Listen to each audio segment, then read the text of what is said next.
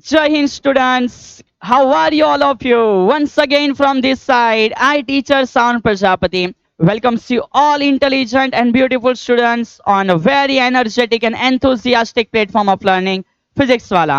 So વિદ્યાર્થી મિત્રો અભિયાન બેચ ની અંદર ગુરુત્વાકર્ષણ ચેપ્ટર ની અંદર તમામે તમામ મુદ્દાઓને આપણે કમ્પ્લીટલી સમજી લીધા છે અને અહીંથી આજના લેક્ચરમાં આ ચેપ્ટર સાથે સંકળાયેલા તમામ ઉદાહરણ અને સ્વાધ્યાયના દાખલાઓની ચર્ચા આપણે અહીંથી કરીશું. આશા રાખું છું કે અત્યાર સુધી જેટલી પણ થીસીસ આપણે કમ્પ્લીટ કરી છે એ તમે એકવાર પ્રોપર વેમાં સમજી લીધી હશે.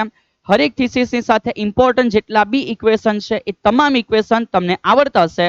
આ આસાની સાથે આજના તમામ દાખલાઓને એક પછી એક આપણે કરવાનો પ્રયત્ન કરીશું. ઠીક છે, તો જો કદાચ કોઈ થિયરિટિકલ પોર્શન તમારો સમજવાનો બાકી હોય પાછળના 4 લેક્ચરમાં તમે સમજી શકો છો. જો કોઈક વસ્તુ બેટા ભૂલાઈ જતી હોય તો એનું રિવિઝન કરી લેવું આવશ્યક વસ્તુ હોય છે. કારણ કે જ્યારે જ્યારે પણ વાત આવે છે ઉદાહરણ અને સ્વાધ્યાયના દાખલાની, વસ્તુ છે સરળ, તમે પ્રેક્ટિસ કરો તો એ સોલ્વ કરી શકો છો. બટ આવશ્યક વસ્તુ છે કે જે પણ ઇક્વેશન બેટા એ ઉદાહરણ અથવા સ્વાધ્યાયમાં જરૂરી હોય એ ઇક્વેશન તમારા માઇન્ડમાં સેટ હોવા બહુ આવશ્યક વસ્તુ છે. અધરવાઇઝ ઓલવેઝ એવું થશે કે સમજતી વખતે હરેક વસ્તુની સમજ પડી જાય છે, પણ સર જ્યારે અમે જાતે કરવા માટે બેસીએ છીએ ત્યારે એ અમે સોલ્વ નથી કરી શકતા. આનું એ જ રીઝન છે કે એ જગ્યાએ જે પણ આવશ્યક ઇક્વેશન હોય, જે પણ ફંડામેન્ટલ અન્ડરસ્ટેન્ડિંગ હશે એની અંદર તમે કોઈક ચૂક કરી હશે કે જેથી સર બોલે, સર સમજાવે ત્યારે યાદ આવી જાય, એક સ્વાભાવિક વસ્તુ છે. પણ જો તમને બેટા એ ક્લિયર નહીં હશે ને ખુદના દિમાગથી, તો તમે જ્યારે કરવા બેસશો ત્યારે સ્વાભાવિક વસ્તુ છે કે એમાં તકલીફ આવશે. તો આ વસ્તુની કાળજી રાખવી અને અહીંથી એ જ એનર્જેટિક ઉત્સાહ સાથે બેટા શરૂઆત કરશું આજના સેશનની અંદર. સર આપણે આ લેક્ચરમાં શું સમજવાના છે? તો સમજ બેટા, શરૂઆત થયેલી ક્યાંથી? તો કે સર આ પેન છે પડે કાં નીચે, કાં ગઈ? આવી બેટા સમજ અહીંયા છે બરાબર. તો પેન ગઈ નીચે, સિમ્પલ કન્સેપ્ટ છે ગુરુત્વાકર્ષણ. એક વિદ્યાર્થીએ મને તે દિવસે કીધું, સર ન્યૂટનમાં એવું આપણે સાંભળ્યું છે કે સફરજન પડે ઝાડ પરથી નીચે અને ન્યૂટન શોધે છે ગુરુત્વાકર્ષણનો નિયમ. સારું થયું સર સફરજન પડ્યું અને ઝાડ ના પડી ગયો. અને તમારામાંથી આવા વિદ્યાર્થીએ કોમેન્ટ કરી હતી, સર સફરજનના બદલે ઝાડ પડી જતે તો બેટા નિયમ હજુ મોટો શોધી કાઢતે ન્યૂટનજી. ઠીક છે યાર, ચલિए યાર. સો વાંધો નહીં, પાર્ટ ઓફ જોક બેટા. તો સમજવાની શરૂઆત કરીશું કે ગુરુત્વાકર્ષણ, ગ્રેવિટેશન લેક્ચર મજેદાર રહ્યા હતા બેટા. દરેકે દરેક ટોપિક તમે સમજ્યા હશે એવી મેં આશા રાખું છું. જે બી ઇક્વેશન કામના હશે રિપીટ કરાવીશ, પછી જ એના એમસીક્યુ સોરી ઉદાહરણ સ્વાધ્યાય એને આપણે સમજવાની શરૂઆત કરીશું. ઠીક છે, ચલિए યાર. સો સર પાછળના લેક્ચરોમાં આપણે શું સમજ્યા છે?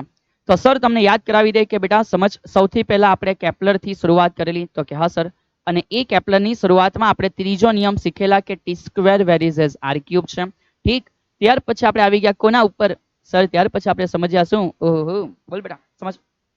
તો સર ત્યાર પછી આપણે કમ્પ્લીટલી સમજ્યા છે ન્યૂટને આપેલો ગુરુત્વાકર્ષણનો નિયમ, અને એ નિયમની સાથે અમને સમીકરણ ખબર છે that F is equal to, sir બે પદાર્થો વચ્ચે લાગતું ગુરુત્વાકર્ષી બળ Gm1m2 divided by R square હોય છે. બોલ હા કે ના? તો કે યસ સર. ચલી, આશા રાખું છું કે આ તમે સમજતા હશો. જો કોઈ પદાર્થ બેટા પૃથ્વી પર હોય, ઠીક છે, જો કોઈ પદાર્થ બેટા ક્યાં હશે? પૃથ્વી પર હશે. સમજ આ રીતે. અને અને માની લો કે બેટા સપાટી પર એક પદાર્થ પડેલો છે કે જેનું દળ એમ છે, આ પૃથ્વીનું કેન્દ્ર છે.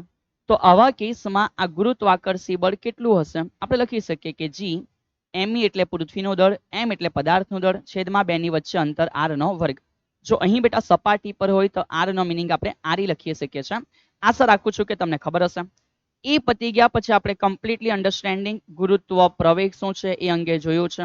ગુરુત્વ પ્રવેગ પછી ગુરુત્વીય બેટા સ્થિતિમાન આપણે સમજ્યા છે. ઠીક છે, ગુરુત્વીય સ્થિતિમાન પહેલા આપણે કમ્પ્લીટલી સમજ્યા છે કે ભાઈ ગુરુત્વીય સ્થિતિ ઉર્જા શું છે. ઠીક છે, આ તમામ માહિતીઓ આપણે જોઈ લીધી.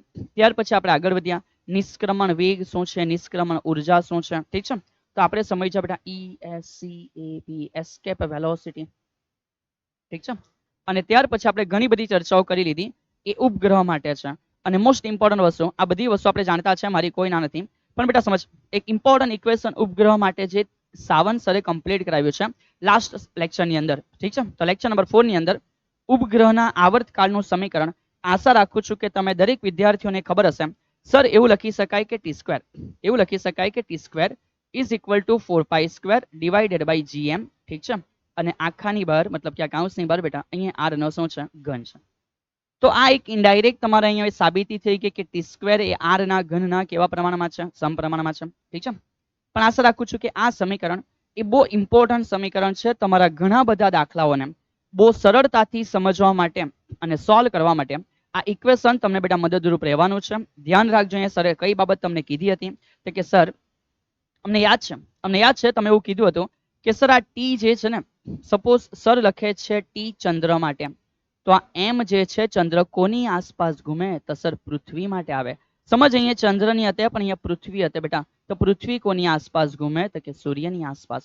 અને કદાચ અહીંયા સૂર્ય હતે તો સૂર્ય ક્યાં ઘૂમે સર સૂર્ય ઘૂમે આકાશ ગંગાની અંદર સર. ઠીક છે, મિલ્કી વેમાં બેટા. તો આ વસ્તુની કાળજી તમારે રાખવાની છે.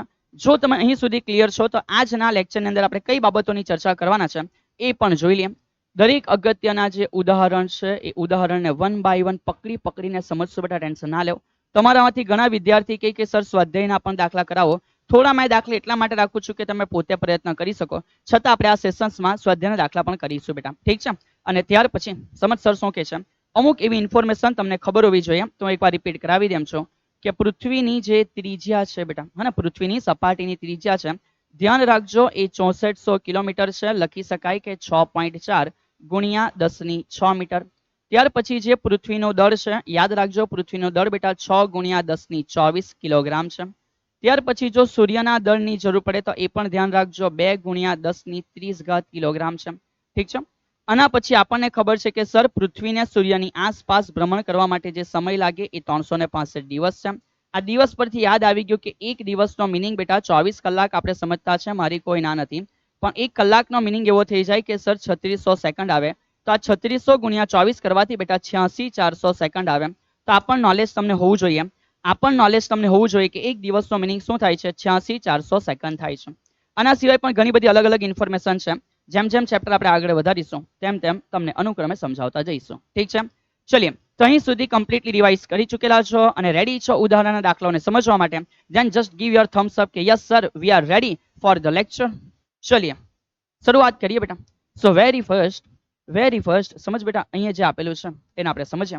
શાંતિથી એકવાર રકમ ચેક કરી લેવું કે ભાઈ શું કીધું છે. ઠીક છે, શાંતિથી એકવાર રકમ ચેક કરી લો બેટા કે ભાઈ અહીંયા શું કીધું છે. ઓકે ચલિએ બેટા, અહીંયા એવું કીધું છે કે ધારો કે આકૃતિ 1 માં સરખા છે. અહીં બેટા આ જે સરે ડ્રો કર્યું છે એ ફિગર નંબર 1 છે. લે સર આ તો અધૂરી આકૃતિ છે. અરે ધીમે ધીમે બનશે, શું કામ ચિંતા કરે છે. ચલિએ વાંચ શું કહે છે.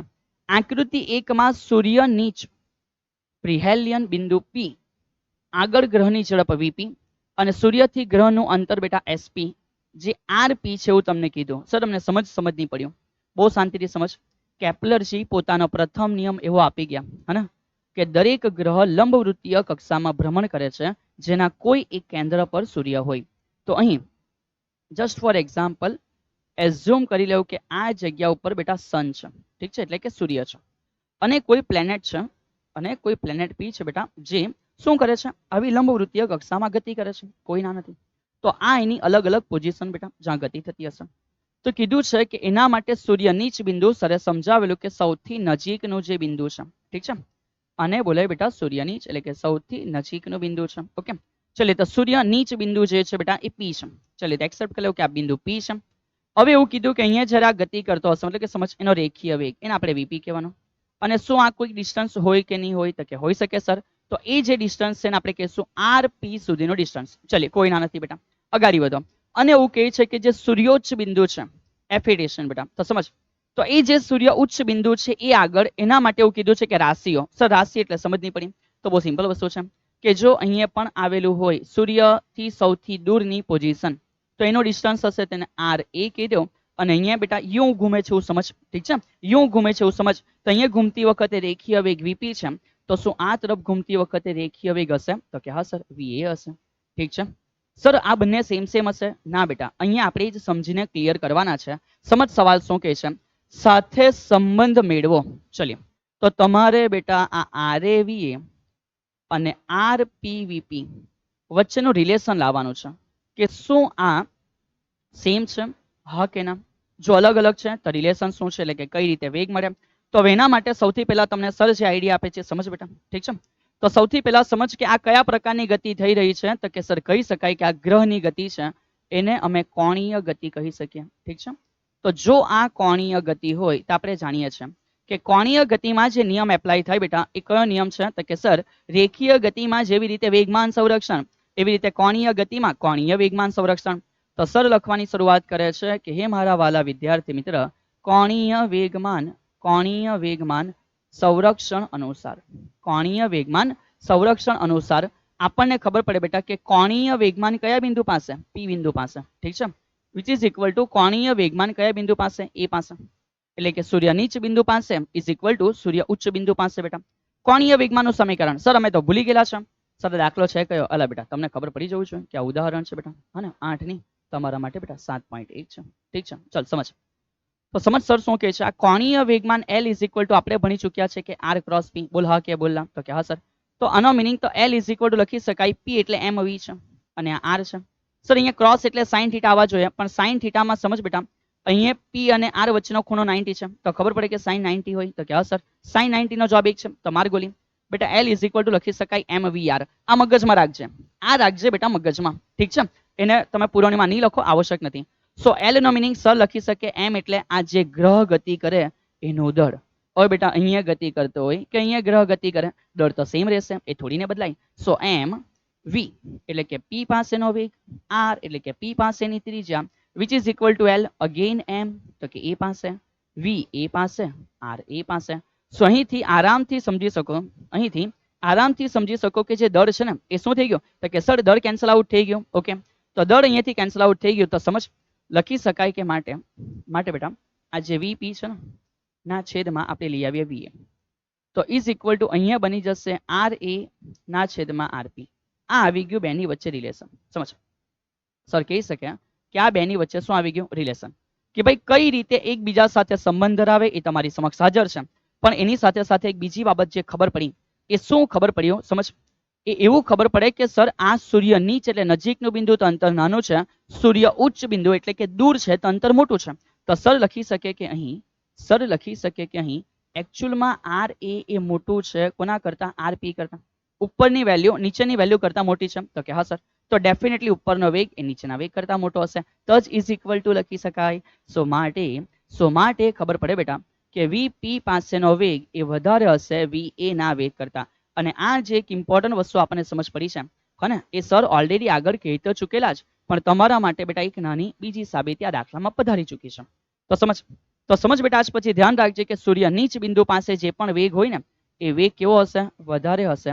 અને જે સૂર્ય ઉચ્ચ બિંદુ પાસે વેગ હોય ને બેટા એ વેગ કેવો હશે? આ વેગ બેટા ઓછો હશે. સો દિમાગમાં ફીટ કરી દે કે ભ્રમણ દરમિયાન નજીકના બિંદુ પાસે વેગ વધારે અને દૂરના બિંદુ પાસે વેગ ઓછો. તો જ્યારે પૃથ્વી બેટા સૂર્યની સૌથી નજીક હશે ત્યારે એ અત્યંત ધીમી ગતિ કરે છે, અને જ્યારે પૃથ્વી બેટા સૂર્યથી દૂર હશે ત્યારે એ અત્યંત ઝડપી ગતિ કરે છે. ઠીક છે, તો આશા રાખું છું કે તમે આ મેટરને પ્રોપર વેમાં સમજી શક્યા હશો યાર. ઓકે ચલીએ, તો આ થઈ ગયો બેટા વેરી ફર્સ્ટ ક્વેશ્ચન. હવે બીજું શું કીધું છે? તો બેટા બીજો જે સવાલ છે એમાં તમે થોડો દિમાગ દોડાવો કે ગ્રહને BAC અને CPB અંતર કાપતા સરખો સમય લાગશે? Question mark. સર એટલે તો સમજ બેટા આ જે છે ને આપણે S કીધું છે તો કે એના બે બિંદુ ઉપર લઈ લે કે માન અહીંયા આપણે B લખી દઈએ અને માન બેટા અહીંયા C લખી દઈએ. ઠીક છે, તો શું કીધું? તો કે ભાઈ અહીંયા એવું કીધું છે કે BAC મતલબ કે B થી સમજ બેટા એ એટલે કાં તો કે આ જગ્યાએ એ બિંદુ છે. ઠીક છે, તો BA અને C આ અંતર કાપવાનું હે ને, અને બીજું કયું? CPB આ અંતર કાપવાનું. તો એ અંતર કાપતા સરખો સમય લાગશે એવું પૂછ્યું છે. તો હવે તમે વિચાર કર બેટા કે આ બી ડિસ્ટન્સ ટ્રાવેલ કરવાનું છે અને આ બી ડિસ્ટન્સ ટ્રાવેલ કરવાનું છે. તો હવે સર આના માટે કેવી રીતે? તો બીજો નિયમ એપ્લાય કરાય કે ઘેરાયેલું ક્ષેત્રફળ કોના માટે કેટલું છે? ઠીક છે બેટા, તો એ રીતે પણ તમે સમજી શકો અથવા એ રીતે સમજી શકો સર આ બાજુ વેગ ઓછો છે તો ધીમી ગતિ થશે, અને આ બાજુ વેગ કેવો છે? વધારે છે તો ઝડપી ગતિ થશે. સમજ સર શું કહે છે? ઠીક છે, તો જે તરફ બેટા વેગ ઓછો છે તો ત્યાં ધીમું જશે તો સમય વધારે લાગશે, અને જ્યાં બેટા વેગ કેવો છે? વધારે, તો ત્યાં ઝડપી જશે તો સમય કેવો લાગશે? ઓછો લાગશે. ઠીક છે, તો હવે તમારા માટે આરામથી લખી શકશો કે સર સરખો સમય લાગે ના સર સરખો સમય લાગતો નથી યાર. ચલીએ, તો જો બેટા અહીંયા આરામથી તમે આ મેટર સમજી ગયા છો. તો હવે એક ઇમ્પોર્ટન્ટ જે દાખલો છે થઈ શકે બેટા આ દાખલો તમને 2 કે 3 માર્ક તરીકે જોવા મળી શકે. ઠીક, તો સમજો આ જે છે એ ઉદાહરણ બેટા તમારા બુક્સ પ્રમાણે હવે એ 7.2 હશે. સર કહી શકે કે આ દાખલો બેટા એક અગત્યનો દાખલો છે, કોઈ ના નથી. અને આ દાખલો 2 માર્કમાં અથવા તો કેટલા માર્કમાં હોઈ શકે? 3 માર્કમાં. દાખલો તો બેટા પૂછાયો છે, પણ આપણે પ્રયત્ન કરશું કે ઇઝીએસ્ટ કેલ્ક્યુલેશન દ્વારા તમે એ દાખલાને સોલ્વ કરી શકો. ઠીક છે? કારણ કે બેટા એ જ મૂળ હેતુ છે. ફિઝિક્સ સમજ પડવું જોઈએ, સમજ પડવાની સાથે પ્રોસેસ ઇઝી હોવી જોઈએ કે જેથી એક્ઝામમાં માર્ક્સ મેળવવા પણ ઇઝી થઈ જાય બેટા. ઠીક છે? ચલીએ હવે શું કીધું છે સમજીએ. સર એવું કીધું છે કે સમબાજુ ત્રિકોણ ABC છે. ચલીએ તો વેરી ફર્સ્ટ બેટા આપણે એક ટ્રાયંગલ બનાવી દેશું જેનું નામ બેટા ABC આપી દેશું. ઠીક છે? પણ કેવો ટ્રાયંગલ? કેવો ટ્રાયંગલ બેટા? તો કે સર સમબાજુ ત્રિકોણ કીધો છે. ચલીએ ઓકે બેટા. ચલીએ તો એક ટ્રાયંગલ રેડી થઈ ગયો છે, પણ મને મજા નથી આવતી યાર. મને એવું લાગે છે કે સમબાજુ નથી યાર. હા નથી મજા. ચલ લીવ ઇટ, इसको बोलो निकल जाए. ચલીએ ઓકે ચાલશે.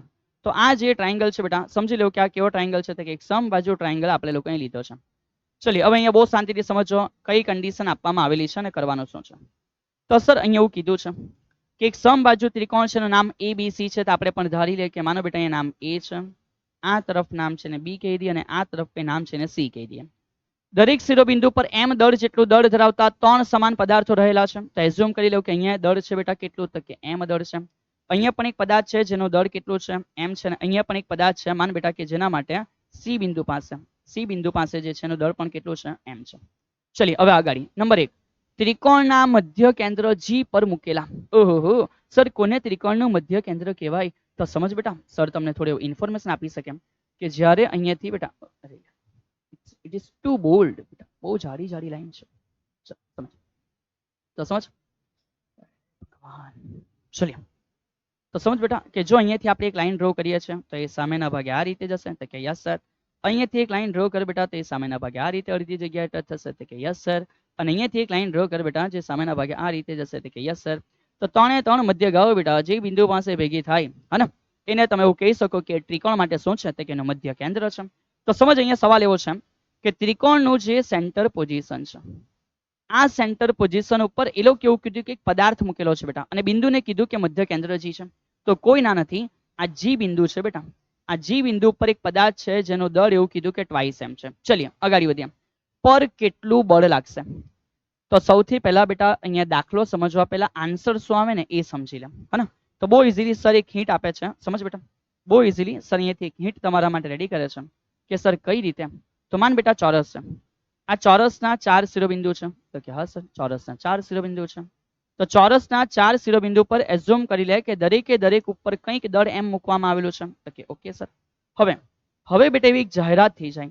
હવે એક એવી જાહેરાત થઈ જાય કે ભાઈ એના સેન્ટર પર કે એના સેન્ટર ઉપર બેટા કમ્પ્લીટલી એક પદાર્થ મૂકેલો છે જેનો દળ કેપિટલ m છે.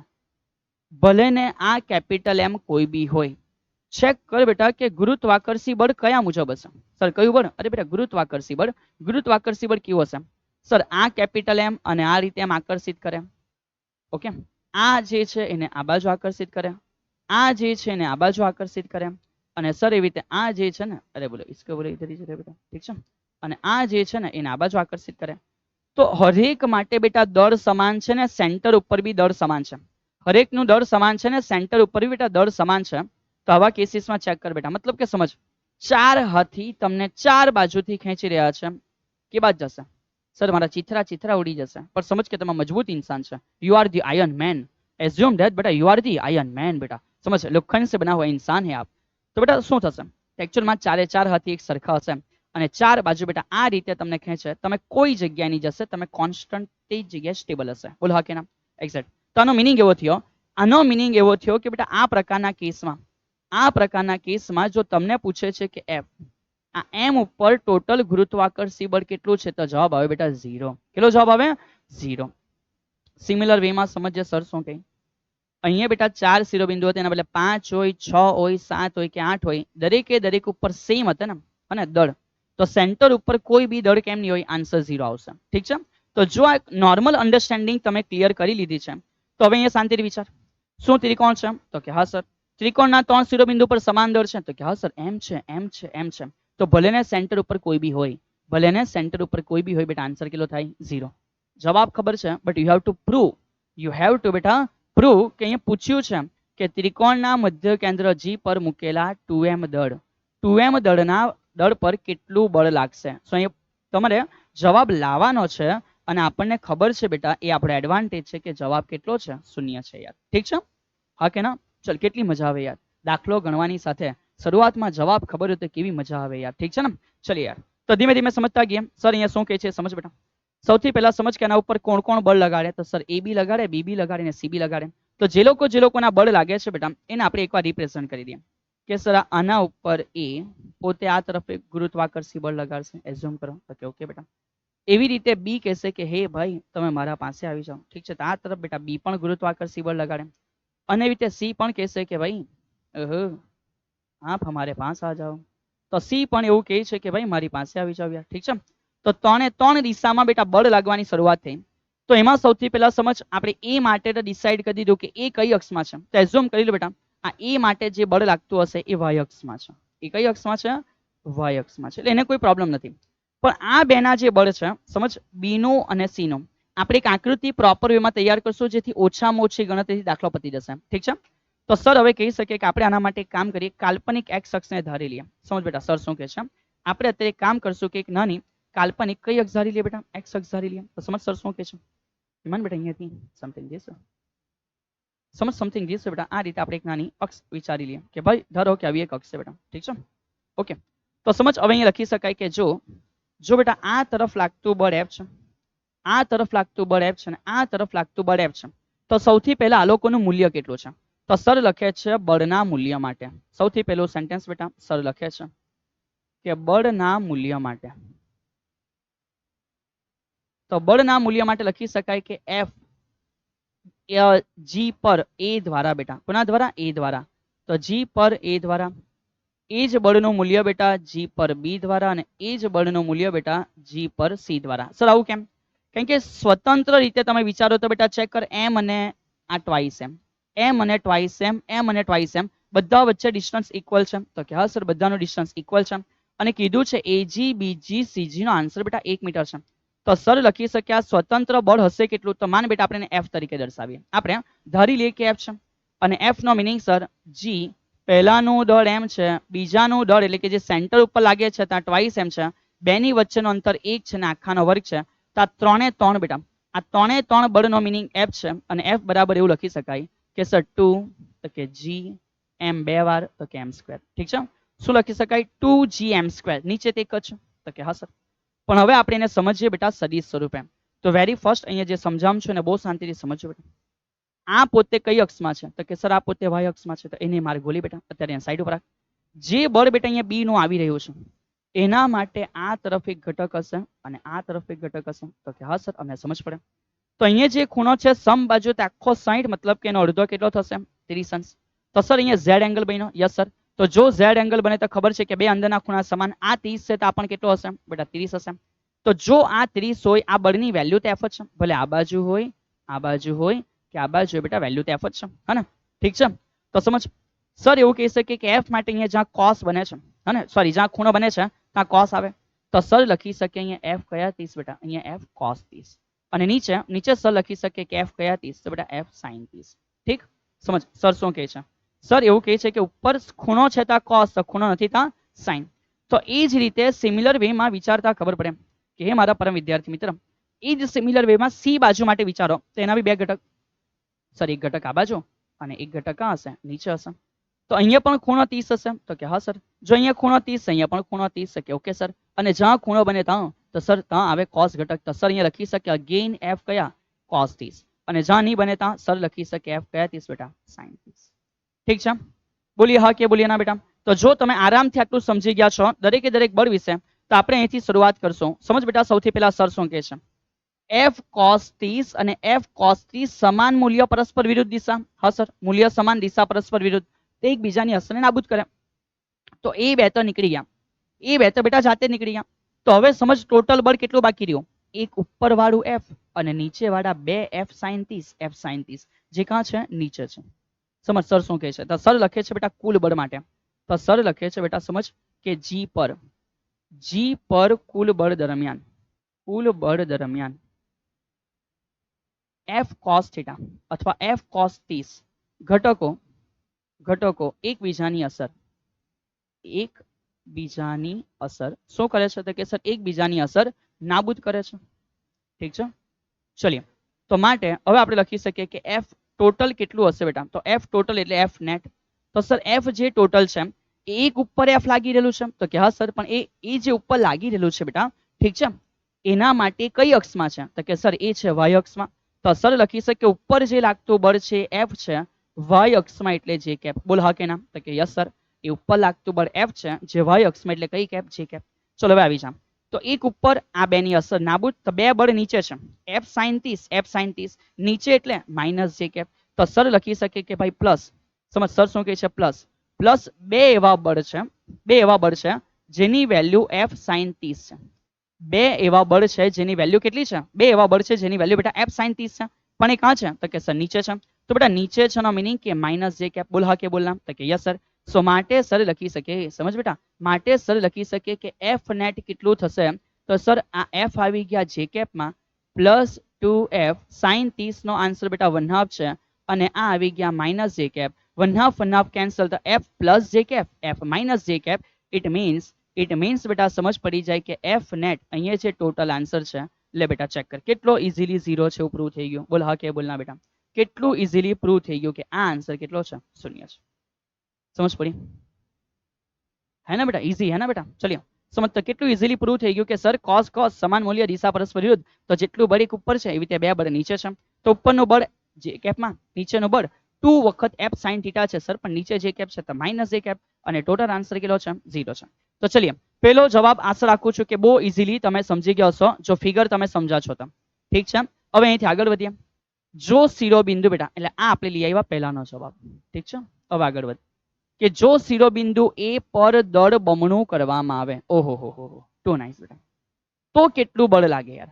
ચલો તો આ કેસને સર સમજાવે છે અલગ પેજ ઉપર બેટા. સમજ અહીંયા સર શું કહે છે? સર પાછો આખો ટ્રાયંગલ બનાવવાના ના બેટા, કોઈ મગજમારી નથી કરવાના. હવે એ સમજ કે જો એ પર દળ બમણું કરવામાં આવે, બમણું કરવામાં આવે, ચલો તો હવે સમજો બેટા. તો ત્યારે પૂછ્યું છે કે એફ નેટ કેટલું, એટલે કે ત્યારે એફ ટોટલ કેટલું હશે? તો વન્સ અગેન ઉપર એફ છે બેટા એ વાળું, એની સાથે કઈ કેપ છે? જે કેપ છે. અને વત્તા 2f છે બેટા કયા? તો કે સાઇન 30 વાળા, કે જેના માટે જે કેપ કેવી છે? માઇનસ. તો હવે સમજજો સર શું કહે છે. દળ બેટા બમણું કાં કર્યું? ઉપર. બાકીના બે દળ તો સેમ જ છે. તો આ લોકોના ફોર્સમાં તો કોઈ ફેર પડવાનો નથી. ખાલી આનું ફોર્સ બેટા છે જેમાં દળ કેટલું થઈ ગયું? ડબલ થઈ ગયું. તો સર લખે એ વાળા માટે કે જી એ વાળા પર દળ પણ ટ્વાઇસ એમ, અને જી વાળા ઉપર તો ઓલરેડી ટ્વાઇસ એમ છે. છેદમાં અંતર તો એક જ છે, આખાનો વર્ગ છે. અને કઈ કેપ છે? જે કેપ છે બેટા.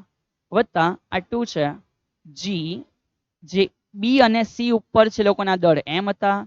સેન્ટર ઉપર હજુ બી ટ્વાઇસ એમ જ છે. એક જ બદલાવ આવેલો ખાલી એ વાળાનો બેટા. ઠીક છે, બીજું બધું સેમ. તો છેદમાં અંતર 1 નો વર્ગ છે. અને સાઇન 30 બેટા, તો સાઇન 30 નો આન્સર 1/2 થાય. અને સાથે કઈ કેપ બેટા? Minus J cap.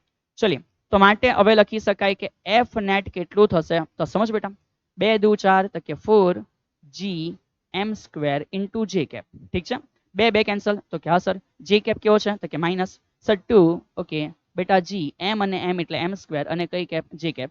તો 4 માંથી 2 જતા રહી. ઓહ બેટા 2 સિમ્પલ. 4 સફરજનમાંથી 2 સફર જતા રહ્યા. બરાબર, બોલો કેટલા બચે? તો સર 2 જી એમ સ્ક્વેર ઇન્ટુ શું બચે? જે કેપ. ચલિए કેટલું ઇઝીલી કમ્પ્લીટ થઈ ગયું. બોલ હા કે બોલલા બેટા? બોલ હા કે બોલલા? સો આટલો સિમ્પલ દાખલો છે, અગત્યનો દાખલો છે, 2 માર્ક 3 માર્કમાં આવી શકે. આશા રાખું છું કે તમને સમજ પડી જશે. ઠીક છે, ચલિए ટુ નાઇસ. તો જો અહીં સુધી ક્લિયર થઈ ગયા બેટા, તો સમજ હવે સર અહીંયા એક સવાલ આપે છે. સમજ બેટા, સર અહીંયા એક સવાલ આપે છે. ટ્રાયંગલ તો છે બેટા, હું કામે ટાઈમ પાસ કર્યા કર્યો. ચલ સમજ, સર એક સવાલ આપે છે. માન બેટા એક ટ્રાયંગલ છે. ઠીક છે, ક્વેશ્ચન છે. માન બેટા એક ટ્રાયંગલ છે. ઠીક છે, આ જે ટ્રાયંગલ છે એના ઉપર અહીંયા કંઈક દળ છે, માનો બેટા ટ્વાઇસ એમ. અહીંયા કંઈક દળ છે, માનો બેટા ટ્વાઇસ એમ. અને અહીંયા કંઈક દળ છે, માનો બેટા કેટલો છે? ટ્વાઇસ એમ. અને અહીંયા માની લઉં કે એવું લખેલું છે બેટા કે 8 એમ છે. તો પૂછ્યું છે કે અહીંયા ફોર્સ કેટલો? પૂછ્યું છે કે અહીંયા ફોર્સ કેટલો બેટા? તો તમે શું જવાબ આપશો? તમે શું જવાબ આપશો? જસ્ટ બેટા મને એકવાર જણાવી દો કે સર આમાં જવાબ શું રહેશે. ઠીક છે, બોલીએ હા કે બોલીએ ના? આશા રાખું છું કે તમને આવા સિમ્પલ ક્વેશ્ચન આરામથી આવડી જશે. ચલિए સો નેક્સ્ટ આના પછીનો જે સમ છે એને સમજવાની શરૂઆત કરીએ. ફરી પાછો એક અગત્યનો દાખલો છે બેટા, અને પણ તમે ઇમ્પોર્ટન્ટ સમ કહી શકશો. દરેકે દરેક ઉદાહરણ એ અગત્યનો દાખલો છે બેટા. અને આ મારા ખ્યાલ પ્રમાણે હવે ઉદાહરણ થઈ ગયો તમારો 7 પોઈન્ટ કયો છે? 3 છે. ચલિए શું કીધું છે સમજ. એલ લંબાઈની બાજુઓ ધરાવતા ચોરસના શિરોબિંદુ પર મૂકેલા ચાર કણના તંત્રની સ્થિતિ ઉર્જા શોધો. ઓહો, સમજ બેટા, શબ્દ કીધો. શબ્દ શું છે? તંત્રની સ્થિતિ ઉર્જા. યાદ કર, તે દિવસે સમજાવેલું બેટા, યાદ કર, લેક્ચરમાં સમજાવેલું કે તંત્રની સ્થિતિ ઉર્જા. તો તંત્રની સ્થિતિ ઉર્જા એટલે દરેક જોડ, એટલે દરેક જોડની સ્થિતિ ઉર્જા, દરેક જોડની સ્થિતિ ઉર્જા નો શું બેટા? તો કે દરેક જોડની સ્થિતિ ઉર્જાનો સરવાળો થાય. બોલ હા કે ના. અને બીજો સવાલ, ચોરસના કેન્દ્ર પર સ્થિતિમાન પણ શોધો બેટા. ચલિए, તો સવાલ બહુ સિમ્પલ છે, એને આપણે સિમ્પલ વેમાં સમજવાની શરૂઆત કરી દઈએ. હોપ સો તમે તૈયાર હશો બેટા. ચલિए, તો સૌથી પહેલા સમજ બેટા, એવું કીધું કે એક ચોરસ છે. चलिए कोई ना નથી બેટા, ચોરસ છે તો ચોરસ છે, इसमें क्या बड़ी बात है. તો સમજ, ચોરસ માટે બેટા એવું કીધું છે કે એના કેટલા શિરોબિંદુ? તો કે શરીરના 4 શિરોબિંદુ આવે, થોડી ને 5 આવવાના. તો 4 શિરોબિંદુ ને L લંબાઈ. ઓહો, ચલિए, તો અહીંયા આપણે પોતે ધારી લેશું કે ધારો બેટા અહીંયા પહેલું પર મૂકેલું દળ m છે, આ બાજુ પણ દળ m છે, અહીંયા પણ દળ બેટા m છે, અને ધારી લઉં કે અહીંયા પણ દળ m છે. અનુક્રમે નામ આપી દઈએ તો આને શિરોબિંદુ 1 કહી દઈએ, શિરોબિંદુ 2 કહી દઈએ, શિરોબિંદુ 3 કહી દઈએ અને શિરોબિંદુ 4 કહી દઈએ. ઠીક છે. ચલિए, તો સર સૌથી પહેલા કહી દે છે કે અહીંયા બધાની લંબાઈ L છે. અહીંયા બેટા બધાની લંબાઈ L છે. તો L નો મિનિંગ સમજ. આ ઇમ્પોર્ટન્ટ વસ્તુ છે કે ચોરસ માટે અગત્યની વસ્તુ મગજમાં ફિટ કરી દે બેટા કે જો ચોરસ માટે લંબાઈ કેટલી છે? L. તો આપણને ખબર હોવું જોઈએ કે એના વિકર્ણની લંબાઈ કેટલી હશે? √2L બેટા. પાયથાગોરસનો પ્રમેય. કોનો પ્રમેય? પાયથાગોરસનો પ્રમેય. કર્ણનો વર્ગ બરાબર બાકીની બે બાજુના વર્ગોનો સરવાળો વર્ગમૂળમાં. બોલ હા કે ના? બોલ હા કે ના બેટા? તો આ થઈ ગયું √2L. તો સર લખે છે વિકર્ણ પરથી બેટાનું અડધું કરતા. તો આને કહેવાય શિરોબિંદુ. આને કહેવાય બેટા શિરોબિંદુથી કેન્દ્રનું અંતર. તો શિરોબિંદુથી કેન્દ્રનું અંતર મતલબ કે શું સર? તો સમજ, અહીંયા સર કહે છે કે ભાઈ હે મારા પ્યારા વિદ્યાર્થી મિત્ર, જસ્ટ એઝ્યુમ કર કે જો અહીંયાથી આમ યુ કરવામાં આવે, હે, અને જો અહીંયાથી આમ યુ કરવામાં આવે તો યુ કરતા તમને ખબર પડે કે આને વિકર્ણનું છેદન બિંદુ કહેવાય. આ થઈ ગયું કેન્દ્ર. તો આને કહેવાય શિરોબિંદુથી કેન્દ્રનું અંતર. તો ખબર પડે કે સર આ જે અંતર છે એ એકચ્યુઅલમાં વિકર્ણનું કેવું હોય? અડધું. તો સર વિકર્ણ કેટલો છે? √2L. તો √2L નું અડધું નો મિનિંગ થાય બેટા L ના છેદમાં √2. તો આશા રાખું છું કે આટલી બધી લંબાઈ તમને સમજ પડી જાય. સર ચોરસની લંબાઈ L હોય તો ફિટ છે કે વિકર્ણની લંબાઈ L √2 હશે, હે. અને એ રીતે અહીંયાથી અહીંયા સુધીનો પોર્શન એનું અડધું એટલે કે L ના છેદમાં વર્ગમૂળમાં 2 હશે. ઠીક. ચલિए, હવે વેરી ફર્સ્ટ પહેલો ક્વેશ્ચન શું છે સમજ.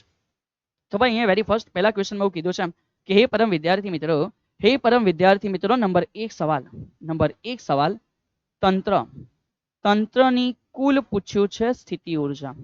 તો તંત્રની કુલ સ્થિતિ ઉર્જાનો મિનિંગ સમજ બેટા. તંત્રની કુલ સ્થિતિ ઉર્જાનો મિનિંગ સમજ કે યુ ટોટલ એટલે બધી જ જોડની બેટા સ્થિતિ ઉર્જાઓનો સરવાળો. હવે યાદ કર બેટા, બે ઇન્સાનની જોડ કેટલી બને? બોલ યાદ છે ને? હા કે ના યાદ? સર બે ઇન્સાનની એક જ જોડ બને, પણ સ્ટાર પ્લસ વાળા બેટા એની અંદર તો ધમાલ મચાવી દીધી કે સર હવે ઇન્સાન 2 ના બદલે 3 આવી ગયા. હવે કેટલી જોડ બને? તો સર इसकी भी उसकी भी, मतलब समझ 3 જોડ બેટા. તો 3 કણ તો જોડ કેટલી? 3 બને. સર 4 તો 4. બહુ મારા બેટા, બહુ શાંતિથી સમજ. 4 કણ હોય તો જોડ 4 નહીં બેટા 6 બને. કેવી રીતે? इसके साथ, इसके साथ, इसके साथ, इसके साथ. बेटा इसमें मेरी कोई मना नहीं है, लेकिन आप वो भूल गए. आप क्या भूल गए? आप वो भूल गए मेरे सामने वाली खिड़की में. चल इधर, मेरे सामने वाली खिड़की में. चल समझ, ચાંદ કા ટુકડા નહીં બેટા, આના માટે સામેની ખિડકીમાં એના જેવો એમ દળનો પદાર્થ પડેલો છે, એને બી જોવાનો ને એની બી જોડ બને. બોલ હા કે ના? તો કે હા સર, અમને સમજાઈ ગયું તમે શું કહેવા માંગ્યા, મને બી સમજાઈ ગયું તમે શું સમજવા માંગ્યા. ચલ સમજ બેટા, મેરે સાमने वाली खिड़की में कुछ नहीं दिखेगा, अंधेरा अंधेरा दिखेगा बेटा. समझ, मेरे सामने वाली खिड़की में एक एम दड़ का पदार्थ भी दिखता है. चलिए, तो दिखता है तो जोड़ बना दीजिए बेटा. तो दिखता है तो जोड़ बना दीजिए. समझ, અહીંયા સર શું કહે? ટોટલ બેટા અહીંયા કેટલી જોડ બને? તો સર લખી રાખે છે ટોટલ બેટા અહીંયા જો 4 કણ છે ને તો 6 જોડ બને. કેટલી જોડ બને? 6 જોડ. સર કઈ રીતે? તો યુ બેટા પહેલા બીજાની, યુ બીજા ત્રીજાની, યુ ત્રીજા ચોથાની, યુ ચોથા પહેલાની. બોલ હા કે ના? અને સામને વાળી ખિડકી વાળી બેટા યુ 1 3 ની અને વત્તા યુ 2 4 ની. ઠીક છે. ચલો હવે અહીંયા સર જે કોમન સેન્સ તમને એપ્લાય કરવા કહે છે સમજો. જો તમારી પાસે કોમન સેન્સ છે, આઈ વિશ કે બેટા હોવું જોઈએ. એ કોમન સેન્સ એ છે કે આ જે ચાર જોડ દેખાય છે તો કે હા સર એ ચાર જોડ એટલે સમજ દળ એમ દળ એમ દળ એમ દળ એમ એમ એમ એમ એમ બધાનું દળ સેમ, બધાની વચ્ચે ડિસ્ટન્સ ચેક કર, બધાનું સેમ, અંતર બી સમાન, દળ બી સમાન, તે લોકો માટે એ લોકોની સ્થિતિ ઉર્જા પણ સમાન. હવે અહીંયા ઇમ્પોર્ટન્ટ વસ્તુ તમને સમીકરણ આવડતું હોય તો આશા રાખું છું બેટા તમે આ સમજી શકશો કે માટે કે યુ બરાબર સમજ સર શું કે છે આ ચારે ચાર માટે સ્થિતિ ઉર્જા સેમ છે માઇનસ જી, એકનું દળ એમ છે તો બીજાનું બી દળ એમ છે અને બેની વચ્ચે જે અંતર છે એલ છે અને ટોટલ આવી કેટલી જોડ છે જે લોકો માટે આવું થાય તો સર આવી ચાર જોડ છે, 1 2 3 અને 4 ઠીક છે. અને વત્તા ચલો હવે સમજ સર શું કહે છે વત્તા બીજી વાત એ સમજ બેટા કે આ જે છે એ લોકો માટે બી આન્સર સેમ હશે. સર કેવી રીતે? તો ચેક કર દળ એમ અને દળ એમ પણ ડિસ્ટન્સ અલગ છે, વિકર્ણ છે. તો વિકર્ણ એટલે બેટા √2l. કેટલો બેટા? √2l. તો સર લખે છે કે બીજી જોડ કેવી છે કે જેમાં માઇનસ જી છે, દળ એમ છે, બીજાનું બી દળ એમ છે પણ એ લોકો માટે જે બેની વચ્ચે અંતર છે એ √2l છે હને. અને આવું આવું કેટલી જોડ બને છે? બે જોડ બને છે. ચલિએ સો હવે લખી શકાય કે માટે સમજ બેટા સર શું કહે છે હવે લખી શકાય કે માટે યુ કેટલું? તો સૌથી પહેલા અહીંયા જી એમ એટલે કે એમ સ્ક્વેર ના છેદમાં એલ કોમન નીકળે કે નહીં નીકળે? તો કે હા સર કોમન નીકળી જાય. તો સર કહે છે કે જી એમ સ્ક્વેર ના છેદમાં એલ કોમન નીકળી ગયો, કોઈ ના નથી. તો ઇન ધી બ્રેકેટ શું બચે? તો અહીંયા 4 બાકી રહી ગયો પણ એ માઇનસ છે તો કે સર -4 ઠીક છે. આ બે અને નીચે બેટા √2, એક એક √2 કેન્સલ થઈ જાય તો ઉપર એક વાર √2 બચે પણ એ બી માઇનસ બચે. તો માઇનસ ઉપર એક વાર √2 બાકી રહી અને બસ આવી રીતે બેટા ચુલબુલા જીરી કમથા 2-4 સ્ટેપમાં આપણો જોરદાર આન્સર આવી ગયો. તો કે હા સર તો લખી દેવાનું કે ભાઈ જે લખી દેવાનું કે ભાઈ જે શું છે તો કે ભાઈ જે તંત્રની શું છે? સ્થિતિ ઉર્જા છે. ઠીક છે. તો જે તંત્રની શું છે બેટા? સ્થિતિ ઉર્જા. લેવો થઈ ગયો. કેટલા સિમ્પલ સ્ટેપમાં બેટા હજુ અહીંયા બેટા વાત નથી પતી ગઈ, આપણો જો સવાલ બાકી છે. આ જ સવાલમાં સેકન્ડ ક્વેશ્ચન એવો કર્યો છે સમજ બેટા આ જ સવાલમાં સેકન્ડ ક્વેશ્ચન પણ કર્યો છે કે ભાઈ નંબર 2 ધેટ ક્વેશ્ચન નંબર 2 ચોરસના કેન્દ્ર પર સ્થિતિમાન. તો લખીએ બેટા સવાલ નંબર 2 ચોરસના કેન્દ્ર પર સ્થિતિમાન. તો સૌથી પહેલા સમજ હે શક્તિમાન, સૌથી પહેલા સમજ હે શક્તિમાન. સર કોણ શક્તિમાન? અરે તમે શક્તિમાન ફિઝિક્સ ભણો છો ને યાર. ચલ સમજ સર શું કહે છે તો સૌથી પહેલા એ સમજ કે ચોરસના કેન્દ્ર પર જો સ્થિતિમાન છે બેટા, હવે સ્થિતિમાનને તમે વી કેવું મારી કોઈ ના નથી, અમુક વખત બેટા ને ફાઈ કે મારી કોઈ ના નથી, તો સ્થિતિમાન વી છે. સ્થિતિમાન કેટલું છે? વી. સર તમે ક્યાં જતા રહ્યા? જોઈ રહ્યા સર અહીંયા છે બેટા. ચલ સમજ સ્થિતિમાન વી કેટલા જણા લગાડ્યા? સર 4 જણા. પહેલાના કારણે, બીજાના કારણે, ત્રીજાના કારણે અને ચોથાના કારણે.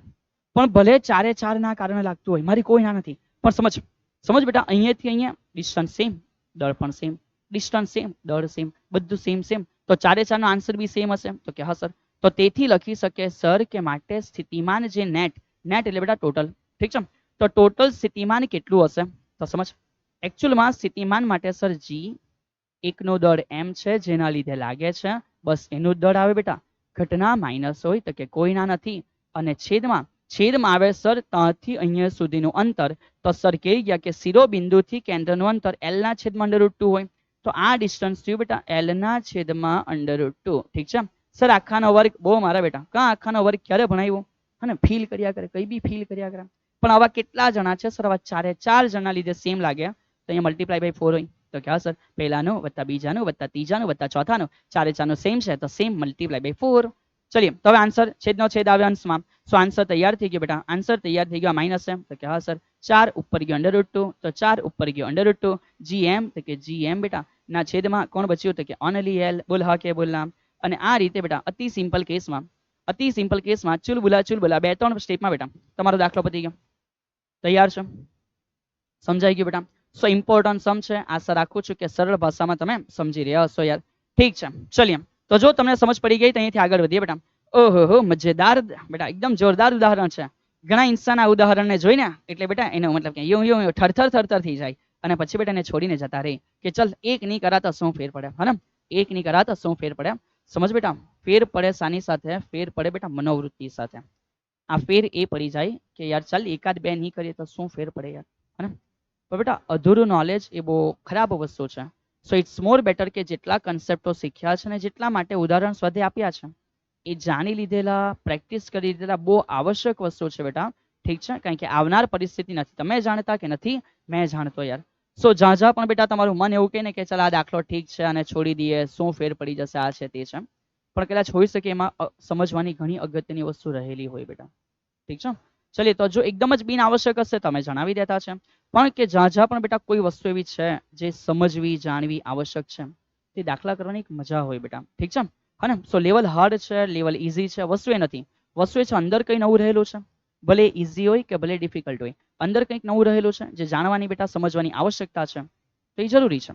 ચલ તો સમજ આ દાખલો એ રીતે આવશ્યક છે બેટા. ઠીક છે, ઘણા સ્ટુડન્ટ્સ બેટા દાખલાને સ્કીપ કરી દેતા હોય કે ના સાહેબ નથી ગણવો, પણ આ દાખલો બેટા એ રીતે આવશ્યક છે. અગાડી જે બી ઉદાહરણ હોય એ તમે તમારી ખુદની ઈચ્છા પ્રમાણે લખી શકો છો કે સમથિંગ 7.4 3 5 6 જે બી હોય બેટા. ચલીએ તો દાખલાને સમજવાની શરૂઆત કરીએ કે સર અહીંયા શું કીધું છે. આકૃતિમાં દર્શાવ્યા પ્રમાણે આર ત્રિજ્યાના બે નિયમિત ઘન ગોળા છે. ચલીએ તો વેરી ફર્સ્ટ બેટા આ એક આર ત્રિજ્યાનો ગોળો છે તો કે હા સર, અને એવી રીતે આ પણ બેટા એક આર ત્રિજ્યાનો ગોળો છે તો કે હા સર. ચલીએ આગળ વધો. ગોળાઓના દળ m અને 4m છે. ઇટ મીન્સ આપણે થોડું એઝ્યુમ કરી લઈએ, આ ગોળાનો દળ બેટા આપણે m ધારી લીધું છે, મતલબ કે હલકો છે કમ્પેરેટિવલી. આ બાજુ જે દળ છે એ કેટલું છે 4m છે. ઠીક, આગળ વધીએ. અને તેમના કેન્દ્ર વચ્ચેનું અંતર 6r છે. એટલે સમજ અહીંયા શું કહે છે, એવું ધારી લે કે આ લોકોની ત્રિજ્યા r છે અને આની પણ ત્રિજ્યા r છે.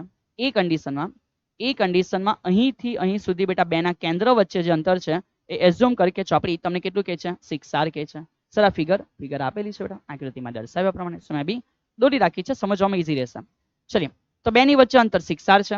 બંને ઘોડાઓને સ્થિર જકડી રાખવામાં આવેલા છે, मतलब કે किसी को भी हिलने की बेटा इजाजत नहीं है बेटा. समझ, બંને બંને પોતપોતાની જગ્યા ઉપર સ્ટેબલ છે. ઠીક છે, થોડું એઝ્યુમ કરી લેવું, એ લોકો કન્ડિશન આપેલી છે. કેપિટલ એમ દળના ગોળાની સપાટી પરથી, સમજ આ કેપિટલ એમ દળના ગોળાની સપાટી પરથી સ્મોલ એમ દળનો એક પદાર્થ છે, મતલબ કે એક પદાર્થ છે આ રીતે પડેલો કે જેનું દળ બેટા સ્મોલ એમ છે. એ પદાર્થને સીધો બીજા ગોળાના કેન્દ્ર તરફ ફેંકવામાં આવે, मतलब કે ઝૂમ કર કે આને અહીંયાથી આમ થ્રો કરીએ यूं અને इसको बोला कि उधर जाके पड़ बेटा. तो समझ અહીંયાથી यूं गति करने પેલી બાજુ જશે તો કે હા સર. તો સમજ અહીંયા શું કહે છે, તો આ પદાર્થ બીજા ગોળાની સપાટી પર પહોંચે તે માટે જરૂરી લઘુત્તમ ઝડપ. હવે પહેલા સવાલ કેમ થયો એ સમજવું આવશ્યક છે. ઠીક છે, કે કેમ લઘુત્તમ ઝડપ. તો સમજ બેટા અહીંયાથી મેં થોડા વેગથી ફેંકીશ, એઝ્યુમ કર 10ના વેગથી ફેંક્યો તો 10ના વેગથી મતલબ કે સમજ પૃથ્વીથી આ 10ના વેગથી ઉપર તો ગયો, પણ ઉપર ગઈને પાછું ક્યાં આવી ગયો ધડામ દઈને નીચે. કેમ, કારણ કે પૃથ્વીનું ગુરુત્વાકર્ષણ. સમજ 10ના બદલે મેં 20 થી ફેંક્યું તો બી ઉપર જાય, વેગ ઘટે ઘટે ઘટે ઘટે 0 બની ગયો, પાછો ઉપરથી ક્યાં આવી ગયો પૃથ્વી ઉપર. તો મિનિમમ એટલા વેગથી ફેંકવો પડે બેટા, સમજ મિનિમમ આ પદાર્થને એટલા વેગથી ફેંકવો પડે કે જેથી બેટા એ આનું જે બેટા ગ્રેવિટેશન છે ને એને કમ્પ્લીટલી છોડીને પેલે બાજુ જતો રહે. સર એવું કેમ, તો એવું કરવાથી બેટા સમજ કે જ્યારે આનું ગ્રેવિટેશન પતી જશે તો આનું ગ્રેવિટેશન એ બાજુ સ્ટાર્ટ થઈ ગયેલું હશે. એવું નથી કે અહીંયા પેલા પદાર્થનું ગ્રેવિટેશન આ બાજુ નહીં હશે, પણ કમ્પેરેટિવલી ઓછું છે એટલે પદાર્થ બેટા આની ઉપર પડી જતો હોય. ઠીક છે, તો એક એવી જગ્યા હશે, સમજ બેટા એક એવી જગ્યા છે, જસ્ટ ફોર એક્ઝામ્પલ એઝ્યુમ કર બેટા આ એક એવી જગ્યા છે કે જ્યાં આ તરફ ગુરુત્વાકર્ષી આનું લાગે અને આ તરફ ગુરુત્વાકર્ષી આનું લાગે. જો બંનેની વેલ્યુ સેમ હોય, જો બંનેની વેલ્યુ સેમ થઈ ગયેલી હોય એવી એક આ જગ્યા હોય તો કહી શકાય કે એવી જગ્યા છે જ્યાં એફ નેટ પરિણામી બળ બેટા શૂન્ય થઈ જશે. સમજ સર શું કહે છે, આ એક એવી જગ્યા ધારી લે એન એટલે એક ન્યુટ્રલ અવસ્થા બેટા, કે ન્યુટ્રલ પોઝિશન એવી છે કે જ્યાં આના તરફ લાગતું બળ હશે અને આના ઉપર લાગતું બળ હશે એ બંને સેમ થઈ ગયેલા હશે. તો જો સેમ થઈ ગયેલો આનો મિનિંગ કે ટોટલ બળ 0, અને અહીંયા જો બેટા મૂકવાથી ટોટલ બળ 0 હોય. સર શું કહે છે સમજ, અહીંયા મૂકવાથી ટોટલ બળ 0 હોય તો આ પદાર્થ બેટા હેવી પદાર્થ તરફ ખેંચાઈ જશે. કેમ, કારણ કે એનું ગ્રેવિટેશનલ ફોર્સ બેટા હવે વધારે હશે, મતલબ કે થોડું બી પેલે બાજુ જાય તો એ 4m બાજુ નીકળી જશે. ઠીક છે, તો આશા રાખું છું કે તમે અહીં સુધી મેં જે કીધું એ સમજી ચૂક્યા હશો. તો હવે સમજ તમારે એક મિનિમમ વેગ શોધીને આપવાનો છે કે જે વેગથી બેટા તમે ફેંકો છો તો એ પદાર્થ બેટા એ હવે આના સુધી પહોંચી જશે. ઠીક છે, તો સર અહીંયા આપણે જે નિષ્ક્રમણ વેગ છે એનો કન્સેપ્ટ એપ્લાય કરી શકીએ બેટા, એપ્લાય કરી શકાય, મારી કોઈ ના નથી, પણ સમજ એ કન્સેપ્ટ અહીંયા ખરેખર કેમ નહીં મુકાય, કારણ કે આપણે જ્યારે નિષ્ક્રમણ વેગ બેટા તારવેલો ને ત્યારે આપણે ખાલી પૃથ્વી માટે જ કન્સિડર કરીને થિયરી સમઅપ કરેલી હતી.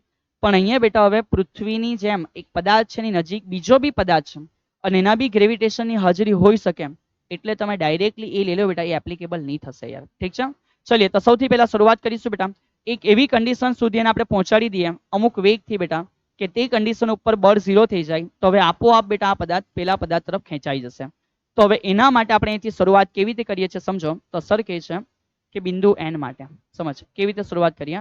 બિંદુ n માટે ખબર પડે કે f જેટલું બળ કેપિટલ M લગાડે એટલું જ બળ બેટા 4m વાળો પદાર્થ લગાડતો હશે તો ત્યાં ટોટલ બળ 0 થયેલું હશે. બોલ હા કે ના? તો કે યસ સર.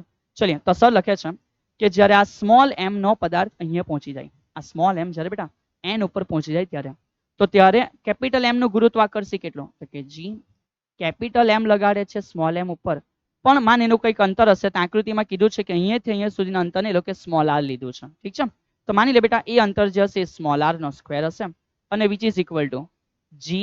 પેલે બાજુ જે m છે બેટા એ 4m છે, પેલે બાજુ છે 4m છે અને એ પદાર્થ આના ઉપર અહીંયા આવી ગયેલો હશે ત્યારે એટલે કે m ઉપર બળ લગાડ્યા અને એનું જે ડિસ્ટન્સ હશે આટલું હશે. તો લખી શકાય કે આટલું ડિસ્ટન્સ બેટા કેટલું છે? Total 6r. r કાઢી નાખો તો બચે 6r માઇનસ r. તો લખી શકાય કે આ ડિસ્ટન્સ બેટા 6r માઇનસ r સમગ્રનો શું હશે? વર્ગ હશે. ચલિए તો અહીંયાથી ગણતરીઓ આસાન છે. તમે આરામથી જોઈ શકો કે g capital M small m, g capital M small m બધું કેન્સલ. તો કે હા સર. ચલીએ તો અહીંયા આપણે એક કામ કરો, વર્ગ વર્ગ વર્ગ દેખાય છે તો બધાનું વર્ગમૂળ લઈ લઈએ. તો લખી શકાય કે અહીંયાથી બેટા નીચે આપણે નીચેના સ્ટેપમાં છોડો ને યાર અને આબાજ જવા દો પછી કરીએ. તો લખી શકાય કે 6r માઇનસ r આખાનો વર્ગ ઇઝ ઇક્વલ ટુ પહેલે બાદ જાય તો 4r સ્ક્વેર. સમજ પડી કેમ? હવે આપણે લખવાના કે અહીંયા આપણે શું લેવાના? તો સમજ બેટા અહીંયા આપણે લેવાના વર્ગમૂળ. સમજ બેટા અહીંયા આપણે શું લેવાના? તો કે ભાઈ વર્ગમૂળ લેવાના. તો વર્ગમૂળ અહીંયા લઈએ તો થઈ જાય 6r માઇનસ r. તો અહીંયા વર્ગમૂળ થઈ જાય બેટા 2r. 4 નું વર્ગમૂળ 2 અને r નો વર્ગમૂળ નીકળી જાય તો બચે ખાલી r. પણ અહીંયા આ કેસ બેટા બે રીતે બની શકે, એકવાર પ્લસ અને એકવાર માઇનસ. પણ માઇનસમાં એ શક્ય નથી, તમે અત્યારે ટાઈમ પાસ નથી કરતો બેટા. ઠીક છે, કારણ કે ઋણ આન્સર આવશે એટલે મેં સીધું જે આદત છે એ પ્રમાણે પ્લસ એને તમને સમજાવ્યું છે. તો માટે લખી શકાય કે 6r ઇઝ ઇક્વલ ટુ આ સામે જાય તો 2 ને 1 ભેગા થઈને 3r. તો સર લખી શકે માટે r બરાબર 3 નીચે જાય 6 ભાગ્યા 3 જવાબ કેટલો? 2r. તો અહીંયા મને ટેમ્પરરી એક જગ્યા મળી ગઈ બેટા અને એક આન્સર મળી ગયો કે આ એવી કઈ જગ્યા છે. સમજ સર શું કહે છે? આ એવી કઈ જગ્યા છે કે જ્યાં બંનેનું ગુરુત્વાકર્ષી સેમ હશે. આ એક એવી પોઝિશન છે જ્યાં સુધી મારે પહોંચાડવાનો છે એનો ડિસ્ટન્સ બેટા ટ્વાઇસ r હશે. સમજ આ મારા માટે હવે રિવીલ થઈ ગયો. મતલબ કે આ ગણતરીએ મને શોધીને કહી દીધું કે આ ટ્વાઇસ r છે, ટોટલ 6r છે. તો ખબર પડી જાય બોલ બેટા આ કેટલું હશે? તો સર આ 4r હશે. સમજ પડી ગઈ? તો કે યસ સર. આ ડિસ્ટન્સ કેટલું હશે? 4r હશે. ઓકે ચલિए તો જો અહીં સુધી ક્લિયર છો તો હવે આપણે આ કેવી રીતે શોધશું? તો સર સમજ અહીંયા શું કહેવા માંગે છે. સૌથી પહેલા બેટા આપણે અહીંયા શોધવા પ્રયત્ન કરશો કે આ પોઝિશન ઉપર એની બેટા સ્થિતિ ઉર્જા કેટલી છે. ઠીક છે, અને એને તમે ફેંકવાના આવી વ્યક્તિ તેની ગતિ ઉર્જા તો આવી છે જ. તો આ પોઝિશન ઉપર આપણે એની શોધશો યાંત્રિક ઉર્જા. સમજ સર શું કહે છે? એને તમે અહીં સુધી પહોંચાડવાના છો. એ અહીંયા એવી રીતે પહોંચવો જોઈએ જેથી વેગ 0 થઈ જાય તો બી તકલીફ નથી બેટા. હને ભલે ઘટીને વેગ 0 થઈ જાય તો બી તકલીફ નથી યાર. કેમ? કારણ કે પછી તો આ બાજુ બેટા આકર્ષિત થઈ જશે. તો અહીંયા પણ એની સ્થિતિ ઉર્જા શોધશો અને ગતિ ઉર્જા 0 હશે. અને પછી આપણે ઉપયોગમાં લેશું બેટા યાંત્રિક ઉર્જા સંરક્ષણ કે પહેલી પોઝિશનની યાંત્રિક ઉર્જા બરાબર બીજી પોઝિશનની યાંત્રિક ઉર્જા અને બેનો ઉપયોગ કરીને આપણે v ની વેલ્યુ ફાઇન્ડ આઉટ કરશું. ઓહો sir it is too long process. અરે બેટા ડુ નોટ વરી, ભલે ને ટુ લોંગ પ્રોસેસ આરામથી સમજી લેશો. ચલિए જો અહીં સુધી તમે ક્લિયર છો તો સર આગળ વધે છે બેટા કે સર શું કહે છે સમજ. સર કહે છે બેટા પ્રારંભિક અવસ્થા માટે સમજ લખે છે સર અહીંયાથી કે પ્રારંભિક અવસ્થા માટે કઈ ઉર્જા? તો એક કામ કરો, ડાયરેક્ટ જ સ્ટેપ લખી દે. પ્રારંભિક અવસ્થા માટે યાંત્રિક ઉર્જા. ઠીક છે, એને આપણે કહી દઈએ ઈ. પ્રારંભિક અવસ્થા એટલે કે ઇનિશિયલ કેસ માટે. તો હવે સમજ પ્રારંભિક અવસ્થાની યાંત્રિક ઉર્જા એટલે તો યાંત્રિક ઉર્જા એટલે સ્થિતિ ઉર્જા વત્તા કઈ ઉર્જા? તો કે સર્ગતિ ઉર્જા. હવે લોકો સ્થિતિ ઉર્જામાં ઉતાવળ કરશે કે સર અહીંયા જ તો છે તો સ્થિતિ ઉર્જા આવી ગઈ gmm ના છેદમાં r માઇનસ. અલા બેટા ખાલી આની નહીં હોય, પેલાની પણ તો અહીંયા હશે ને, કારણ કે બંને જણનું અત્યારે ગુરુત્વાકર્ષણ લાગે છે ઓછું ડિસ્ટન્સ એવું સમજ. તો અત્યારે આનાથી આનું અંતર કેટલું છે? તો કે r. તો અહીંયાથી બેટા આટલું અંતર કેટલું છે? 1r નીકળી ગયો તો 6r માંથી બચે કેટલા બેટા? 5r. કેટલા r બચે બેટા? 5r બચે. ઠીક છે, તો અહીંયા સર લખી શકીએ સમજ બેટા. સર એવું કહી શકે કે એકચ્યુઅલમાં સ્થિતિ ઉર્જા પ્રારંભમાં કેટલી છે? -g. કેપિટલ M વાળાથી M સુધીનું અંતર જે છે એ r છે અને -g 4m વાળાથી બેટા જે m નું અંતર છે એ 5r છે. ઠીક, આ થઈ ગઈ બેટા એની સ્થિતિ ઉર્જા ક્યારે પ્રારંભમાં. અને ગતિ ઉર્જા તો આપણને આઈડિયા છે કે સર 1/2 m એને આપણે v² જેટલા વેગથી પ્રારંભમાં ફેંકેલો છે. તો માટે અહીંયા એવું કહી શકાય કે આ ટોટલ કેટલું થયું? લસા બેટા 5 બેસે, તો મારે ઉપર 5 વડે ગુણવું પડે. તો 5 gmm અને 4 gmm નો મિનિંગ થાય બેટા 9 gmm ના છેદમાં જે લસા હતો એ 5r છે અને આ બાજુનો પોર્શન છે 1/2 m v². ઠીક, ચલિए તો આ મારા માટે જે સ્ટેપ કમ્પ્લીટ થયો એ છે બેટા પ્રારંભિક અવસ્થાની યાંત્રિક ઉર્જા. તો હવે અહીંયા સર લખે છે બેટા પ્રારંભિક અવસ્થાની જેમ કોના માટે? અંતિમ અવસ્થા. તો એ જ વસ્તુ લખીએ કે અંતિમ અવસ્થા. અંતિમ અવસ્થા માટે ફરી પાછું કઈ ઉર્જા? તો કે યાંત્રિક ઉર્જા. તો સમજ. હવે એના માટે પેલી બાજુ નથી જતા, થોડું સ્પેસ બચાવી લઈએ. તો એ જે અંતિમ અવસ્થામાં છે એનો મિનિંગ સ્થિતિ ઉર્જા પણ અંતિમ અવસ્થામાં વત્તા ગતિ ઉર્જા પણ અંતિમ અવસ્થામાં. સો માટે ઈ અંતિમ અવસ્થામાં ઇઝ ઇક્વલ ટુ, ચેક કર બેટા, ચેક કર કે જ્યારે એ અહીંયા આવી ગયેલો છે આ પોઝિશન, તો આ પોઝિશનમાં અહીંયાથી અંતર કેટલું? Sir twice r. અહીંયાથી અંતર કેટલું? તો કે 4r. ચલીએ, ધેટ્સ ઓકે બેટા, તો સમજતા જાઓ. તો હવે કહી શકાય કે અંતિમમાં સ્થિતિ ઉર્જા કેટલી હશે? તો -g કેપિટલ m વાળાથી એનું અંતર સર ટ્વાઇસ r છે. સ્થિતિ ઉર્જાનો આન્સર જ માઇનસ છે એટલે હું એ રીતે લખું છું. અને -g 4m વાળાથી બેટા સ્મોલ m નું અંતર હવે 4r થઈ ગયું હશે. અને અત્યારે અહીં અંતિમમાં તેનો વેગ 0 હશે એટલે ગતિ ઉર્જા બેટા 0 થઈ ગયેલી હશે. ઠીક, ચલીએ. સો માટે લખી શકો કે ઈ અંતિમમાં આન્સર કેટલો હશે? લસામાં મારે 2 વડે ગુણવો પડે તો ઉપર 2 થાય બેટા. તો 2 gmm છે અને ઓછા 4 છે બેટા, એટલે 4 અને 2 કેટલા થઈ ગયા? તો કે સર 6 gmm. સમજ પડી? હા સર સમજ પડી ને. અને 2 વડે ગુણવો પડે, અહીંયા 4 છે તો 2 વડે આને ગુણે તો 2 gmm અને આ 4 gmm, તો બેટા -6 gmm ના છેદમાં લસા કેટલો છે બેટા? 4r છે. તો અહીંયા જો ભાગી નાખીએ તો ઉપર 3 ને નીચે 2 એટલે -3 gmm ના છેદમાં બેટા અહીંયાથી 2 વડે ભાગી નાખ્યું છે તો જવાબ આવે ટ્વાઇસ r. સો આને આપણે કહી દઈએ કે આ સમીકરણ નંબર 1 છે આ પ્રારંભની બેટા યાંત્રિક ઉર્જા, અને કહી દઈએ આ સમીકરણ નંબર 2 છે આ અંતિમની યાંત્રિક ઉર્જા. તો અંતિમ બોક્સમાં બેટા આપણે લખીશું કે ભાઈ સમીકરણ 1 અને 2 ને સરખાવતા. સમજ સર શું કહે છે કે સમીકરણ 1 અને 2 પરથી કયો નિયમ લાગુ પાડ્યો બેટા? તો સમજ, જે નિયમ લાગુ પાડ્યો એ છે યાંત્રિક ઉર્જા સંરક્ષણ. એ જે નિયમ છે શું છે? યાંત્રિક ઉર્જા સંરક્ષણ. સો માટે આપણે લખી શકીએ કે ઈ એ પાસે એટલે કે ઇનિશિયલ કન્ડિશનમાં ઇઝ ઇક્વલ ટુ ઈ બેટા ફાઇનલ કન્ડિશનમાં. ચલિए, તો ઇનિશિયલ માટે શું છે? -9 gmm ના છેદમાં 5r plus 1/2 m v² is equal two આ કેટલા છે? -3 gmm ના છેદમાં કેટલા છે બેટા? તો કે ભાઈ ટ્વાઇસ r છે. ચલિए, તો આ કેસ સામે જશે, માઇનસનો પ્લસ બની જશે. તો 1/2 m v² is equal two આ સામે જવાથી 9 gmm ના છેદમાં 5r અને આ બાજુ -3 gmm ના છેદમાં શું છે બેટા? ટ્વાઇસ r છે. ચલિए લસા લઈએ તો બહુ સિમ્પલી ખબર પડે. સર આને ગુણી નાખો 2 વડે, આને ગુણી નાખો 5 વડે. તો આને 2 વડે ગુણીએ તો 9 દુ કેટલા બેટા? 18. 2 નાઇસ. અને આને ગુણીએ 5 વડે તો 5 તરી કેટલા? 15 બેટા. સમજ પડી? તો કે હા સર લસા લઈએ અહીંયા 5r અને અહીંયા 2r છે. આને 2 વડે ગુણીએ તો 9 દુ 18 અને આને 5 વડે ગુણીએ તો સર આવી જાય કેટલા? 5 વડે ગુણીએ તો 5 તરી 15. તો 18 માંથી 15 જાય તો બચે કેટલા? સર 3. 18 માંથી 15 જાય તો બચે કેટલા? 3 gmm ના છેદમાં લસા કેટલો હતો? સર 5 અને 2 બંને ગુણેલા તો 10r. લસા હતો બેટા 10r. કેટલો હતો? 10r હતો. સો માટે હવે અહીંથી સર કહી શકે કે હે મારા પરમ વિદ્યાર્થી મિત્ર, એકવાર શાંતિથી ચેક કર આપણે ક્યાં સુધી પહોંચી ગયા. તો આપણે પહોંચી ગયા એવા કેસ સુધી કે આ 1/2 છે, આ m છે, આ v² છે અને સામેની બાજુએ જવાબ છે એ 3 છે, g છે, m છે ના છેદમાં બેટા 10r છે. ચલીએ, તો હવે અહીંથી ખબર પડે કે સર આ કેસમાં સ્મોલ m કેન્સલ, તો કે ઓકે સર. નીચેનો 2 કેન્સલ થાય તો અહીંયા 5 આવે, તો કે હા સર. ચલીએ, સો ફાઇનલી આપણને મળી ગયું બેટા કે v is equal two, so v is equal two વર્ગ સામે જાય તો બની શું જાય? વર્ગમૂળ. વર્ગ સામે જાય બેટા તો બની શું જાય? તો વર્ગ સામે જાય તો વર્ગમૂળ બને. કોણ બાકી? 3g capital m, 3g capital m ના છેદમાં બેટા કેટલા બચ્યા? 5r. જો આટલા વેગથી ફેંકો બેટા, આ આવી ગયો આન્સર. ઠીક છે? જો આટલા વેગથી તમે ફેંકો છો તો એ વેગથી ફેંકવાથી પદાર્થ જ્યારે બેટા પેલા n ન્યુટ્રલ પોઈન્ટ ઉપર પહોંચશે ને ત્યાં સુધી વેગ 0.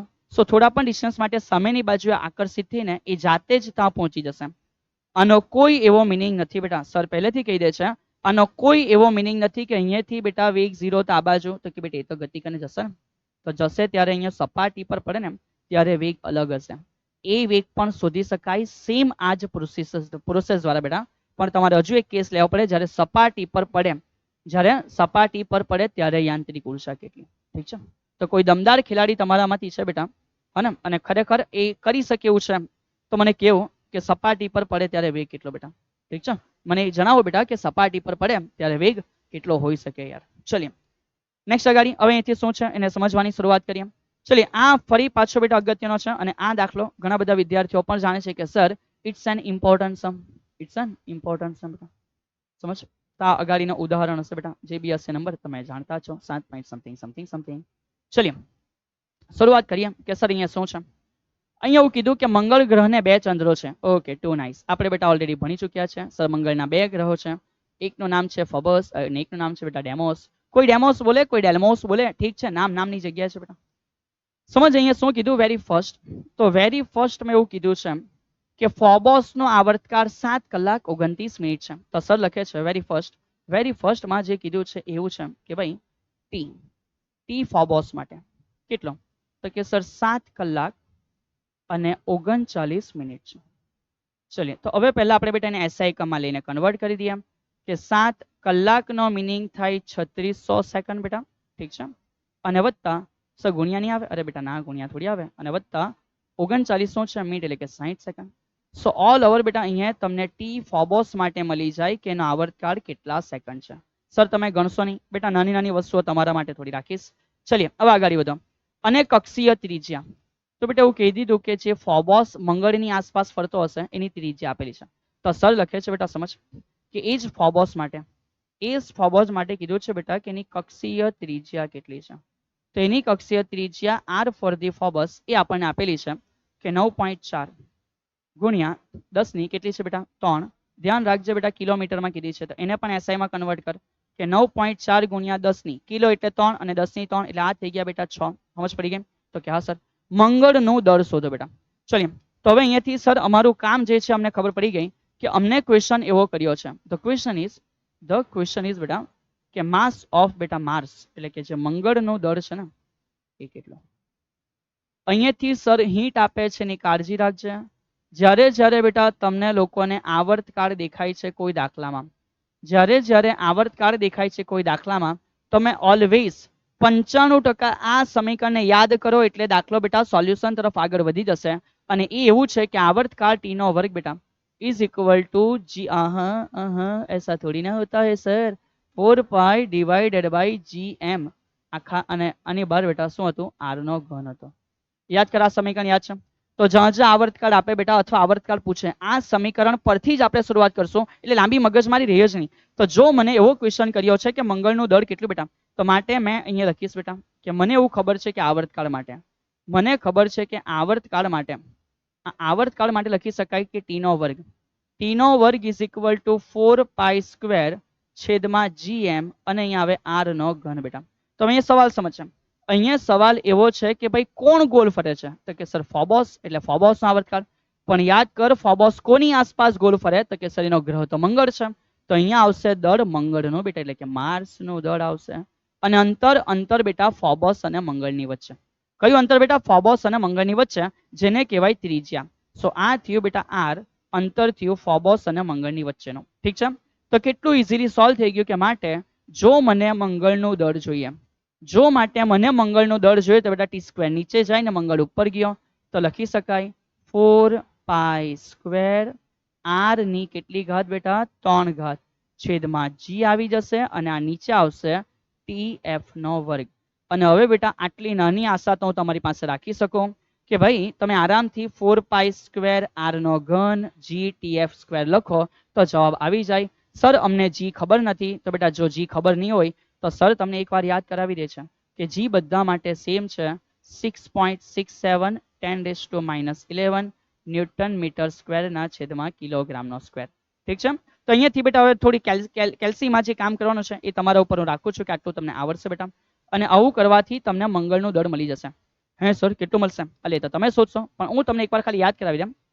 પૃથ્વીનું કેટલું 6 × 10⁻²4, તો એમાં જીરીક એન્ટર કર અને થોડુંક બહાર નીકળ. સર એટલે અલા ભાઈ 6.4849 કઈ બી આવશે એટલે કે ઇનશોર્ટ 5 ની આજુબાજુ અને 24 ના બદલે 23 કરી દે. મતલબ કે આ શું આ એક યાદ રાખવાની પ્રોસેસ છે. મેં નથી કહેતો કે મારી જેમ આવી તો રટ્ટા માર લે બેટા, પણ એ તો 2-5 વખત તમે જાતે બી કરશો ને એટલે તમને યાદ રહી જશે કે પૃથ્વીનો દર 6 ગુણ્યા 10 ની 24 છે તો સર મંગળનો દર 6.5 એક એન્ટર કરો એક એલિમિનેટ કરો 10 ની 24 ના બદલે 23 થઈ ગયો યાર. ઠીક છે, તો આ તમારો જવાબ બેટા આવી જશે. આશા રાખું છું કે તમે ખરેખર કેલ્સીમાં જવાબ લાવશો. સર કેલ્સી કેવી રીતે વાપરવાનું? બહુ સરસ બેટા, है ना, બહુ સરસ. પપ્પાને પૂછો, પપ્પા કહેશે है ना, ભણેલા ગણેલા ઇન્સાન તારીફ કરશે બેટા, તમારી તારીફ કરશે કેલ્સી કેવી રીતે વાપરવાનું. ચલિए ટુ નાઇસ બેટા. તો પહેલો સવાલ આશા રાખું છું કે તમને સમજ પડી ગયો હશે. ચલિए ક્વેશ્ચન નંબર 2. પૃથ્વી અને મંગળ સૂર્યની આસપાસ વર્તુળાકાર કક્ષામાં ભ્રમણ કરે. ધારો કે પૃથ્વીની કક્ષીય ત્રિજ્યા કરતા મંગળની કક્ષા 1.52 ગણી છે. મંગળના વર્ષની લંબાઈ કેટલા દિવસની છે? ચલિए બેટા અહીંથી આગળ સમજવાની શરૂઆત કરીએ. તો સમજ બેટા વેરી ફર્સ્ટ અહીંયા સાવન સર શું કહે છે? સમજ બેટા વેરી ફર્સ્ટ સાવન સર શું કહે છે? એકચ્યુઅલમાં બેટા હકીકતમાં તો આ લોકોની બહુ લંબવૃત્તીય કક્ષા છે.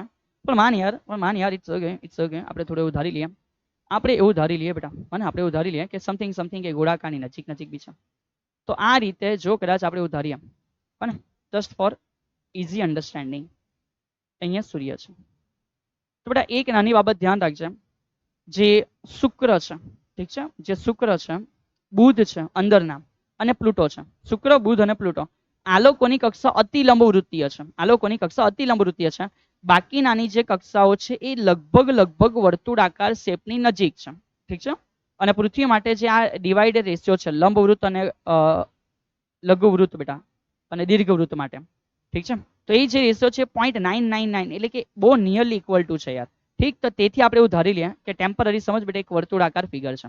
તો એ ફિગરમાં સમજ બેટા કોઈ એક જગ્યાએ કોણ ભ્રમણ કરે છે? તો કે સર પૃથ્વી ભ્રમણ કરે છે. તો સમજ આ પૃથ્વી ભ્રમણ કરે છે અને આને કહેવાય આ શું છે? આર ઓફ ઈ બેટા, પૃથ્વી માટેની એક ત્રિજ્યા છે. અને એવી રીતે કોઈ જગ્યાએ બેટા સમજ જેવી રીતે અહીંયા પૃથ્વી છે એવી રીતે સમજ બેટા અહીંયા મંગળ છે. તો મંગળ બેટા કઈ ગતિ કરે છે તો એને કહેવાય આર ઓફ બેટા માર્સ છે. અહીંયા આપણને સ્પષ્ટ કીધું છે સેકન્ડ ક્વેશ્ચનની અંદર બેટા, અહીં આપણને કીધું છે કે જે આર માર્સ માટે ત્રિજ્યા છે એ 1.52 ગણી છે પૃથ્વીની ત્રિજ્યા કરતા. ઠીક, હવે આપણે જાણીએ છીએ કે ટી પૃથ્વીને એક ભ્રમણ પૂરું કરતા કેટલો સમય લાગે? સર 365 દિવસ લાગે. ઠીક છે, તો પૂછ્યું છે કે ટી મંગળને એકવાર ભ્રમણ પૂરું કરતા કેટલો સમય લાગે? એટલે જેવી રીતે બેટા પૃથ્વીનું 1 વર્ષ, પૃથ્વીનું 1 વર્ષ એટલે શું? તો કે એક ભ્રમણ પૂરો કરવા લાગેલો સમય. એવી રીતે ચંદ્રનો ચંદ્ર બેટા એવી રીતે બેટા કોનું? તો કેવી રીતે મંગળનું 1 વર્ષ એટલે કેટલા દિવસ? વર્ષનો મિનિંગ મંગળ માટે એક ભ્રમણનો સમય બેટા એ પૂછેલો છે. તો સર હવે અમે અહીંયા કેવી રીતે કરશું? અમને નહીં ખબર પડે. અલા શું નહીં ખબર પડે બેટા? ફરી પાછું ચેક કર, આવર્તકાળ આપેલું છે. તો કે હા સર, આવર્તકાળ માટે સર પાછું આખું સમીકરણ નથી લખતા બેટા. તમને બધાને ખબર છે કે આવર્તકાળ માટે T square varies R cube આવે કે નહીં આવે? તો કે સર આવે ને.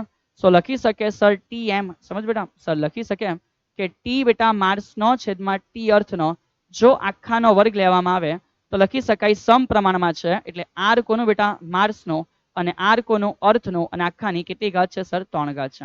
ચલિએ, સો માટે ટી એમ છે છેદમાં ટી અર્થ છે આખાનો વર્ગ છે. સમજ આપણને કીધું છે કે માર્સની ત્રિજ્યા 1.52 ગણી છે પૃથ્વીની ત્રિજ્યા કરતા, છેદમાં પૃથ્વીની ત્રિજ્યાનો ઘન છે. આનો મિનિંગ થઈ ગયો બેટા 1.52 નો ઘન. કેમ? આરી કેન્સલ બેટા. તો હવે 1.52 નો ઘન કેટલા જણે કરતા નહીં આવડે? તો કે સર અમને આવડે ને. તો લખો બેટા અહીંયા ટી એમ ના છેદમાં ટી બરાબર આ 1.52 હતું એનો ઘન તો છે જ, પણ વર્ગ સામે જાય તો બની શું જાય? વર્ગમૂળ. ટુ નાઇસ બેટા. અને એ કર્યા પછી બેટા માટે ટીએમ બરાબર સમજ શું કહી? 1.52 સૌથી પહેલા એનો ઘન કરી દેવું. આવડે ને કેલ્સીમાં? 1.52 ગુણ્યા 1.52 ગુણ્યા 1.52 અને કહેવાય ઘન. જે જવાબ આવે એમાં વર્ગમૂળ દબાવી દે તેને કહેવાય વર્ગમૂળ. તો આ થયું ઘનના છેદમાં વર્ગમૂળ અને ઉપર ગયા બેટા ટીઈ. સો અહીંયા આ રીતે ફાઇનલ પૂરું કરવાથી ખબર પડે કે પૃથ્વી માટે આવર્તકાળ 365 છે. તો સર અહીંયા મંગળ માટે તો બેટા તમે જ્યારે આન્સર આવશો ત્યારે 684 દિવસ આવશે. હે સર તમને કેવી રીતે ખબર? અરે બેટા ખબર છે ભાઈ, ખબર છે, જાદુ છે. It's call magic, it's call magic, it's call magic. સમજ, કોઈ મેજિક નથી બેટા, કોઈ મેજિક નથી. કોઈ વસ્તુ વારંવાર તમે કર્યા કરો છો તો તમને યાદ થઈ જાય છે. બસ આજે તમે અહીંયા ગણી લીધું, 2-5 વખત હજુ ગણો, વાર્ષિક એક્ઝામમાં ફરી પાછું એકવાર ગણો તો મગજમાં ફિટ થઈ જશે કે સર પૃથ્વી માટે જેવી રીતે આજે અમને મોડે છે ને કે 1 વર્ષ પૂરું થતા 365 દિવસ લાગે, એવી રીતે મંગળ બેટા જ્યારે એકવાર કમ્પ્લીટલી ગોળ ફરી રહેશે તો એના માટે એને 684 દિવસનો સમય લાગશે બેટા. નિયરલી ઇક્વલ ટુ કેવું? Nearly equal to. ઠીક છે, ચલિए આશા રાખું છું કે અહીં સુધી કમ્પ્લીટલી સમજતા હશો. નેક્સ્ટ આગળના પોર્શનમાં શું છે એને હવે સમજવાની શરૂઆત કરીએ. ચલિए બેટા આગળનો ક્વેશ્ચન. નેક્સ્ટ આ પણ એક ઉદાહરણ છે બેટા. આ પણ તમારા માટે શું છે? ઉદાહરણ છે. ઉદાહરણ 7 પોઈન્ટ સમથિંગ. નેક્સ્ટ અગાડીનો નંબર તમારે આપી દો બેટા. તમને નીચેની વિગતો આપી છે. તમને નીચેની વિગતો આપી છે. ચલિए ખુશ છીએ અમે, તમે અમને વિગતો આપી છે. સમજ બેટા, વિગતમાં કીધું કે જી આટલા છે. ઓહો ટુ નાઇસ. પૃથ્વીની ત્રિજ્યા આટલી છે. ચેક કરો, આપણે મોડે કરેલી એ પ્રમાણે છે. આપણને પૃથ્વીની ત્રિજ્યા કેટલી ખબર છે? સર આપણને 6 ગુણ્યા 10 ની ના બેટા સોરી બેટા, આપણને 6.4 ગુણ્યા 6.4 ગુણ્યા 10 ની કેટલી ખબર છે? તો કે સર 6 મીટર. તો અહીંયા નિયરલી ઇક્વલ ટુ છે. ઠીક છે. ચંદ્રનું અંતર આર, આ અગત્યની વસ્તુ બેટા ધ્યાન રાખજે. ચંદ્રનું પૃથ્વીથી અંતર આપેલું છે અને એ છે 3.84 ગુણ્યા 10 ની 8 ઘાત બેટા સામા છે? મીટરમાં છે. તો ચંદ્રનું પૃથ્વીથી અંતર જો કોઈ મોડે કરવું હોય તો કરી શકે છે કે ભાઈ 384 3.84 ગુણ્યા 10 ની 8 બેટા. ઠીક છે. ચલિए યાર, તો જો તમે અહીં સુધી ક્લિયર છો તો આગળ ચંદ્રના પરિભ્રમણના આવર્તકાળ એટલે કે ચંદ્રને પૃથ્વીની ફરતે ગોલ ફરતા કીધું છે કે 27.3 દિવસ લાગે. ચલિए ટુ નાઇસ. જુદી જુદી રીતોથી પૃથ્વીનું દળ શોધો. જુદી જુદી રીતોથી પૃથ્વીનું દળ શોધો. આ બેટા એસઆઈ એકમમાં સર કન્વર્ટ કરી દઈ કે ટી ચંદ્ર માટે કેટલો? 27.3 ગુણ્યા 86 400 કરી દેવાના બેટા, એટલે જવાબ તમારો સેકન્ડમાં આવી જાય. હવે અહીંયા કીધું છે કે બે અલગ અલગ રીતે તમારે પૃથ્વીનું દળ શોધવાનું છે.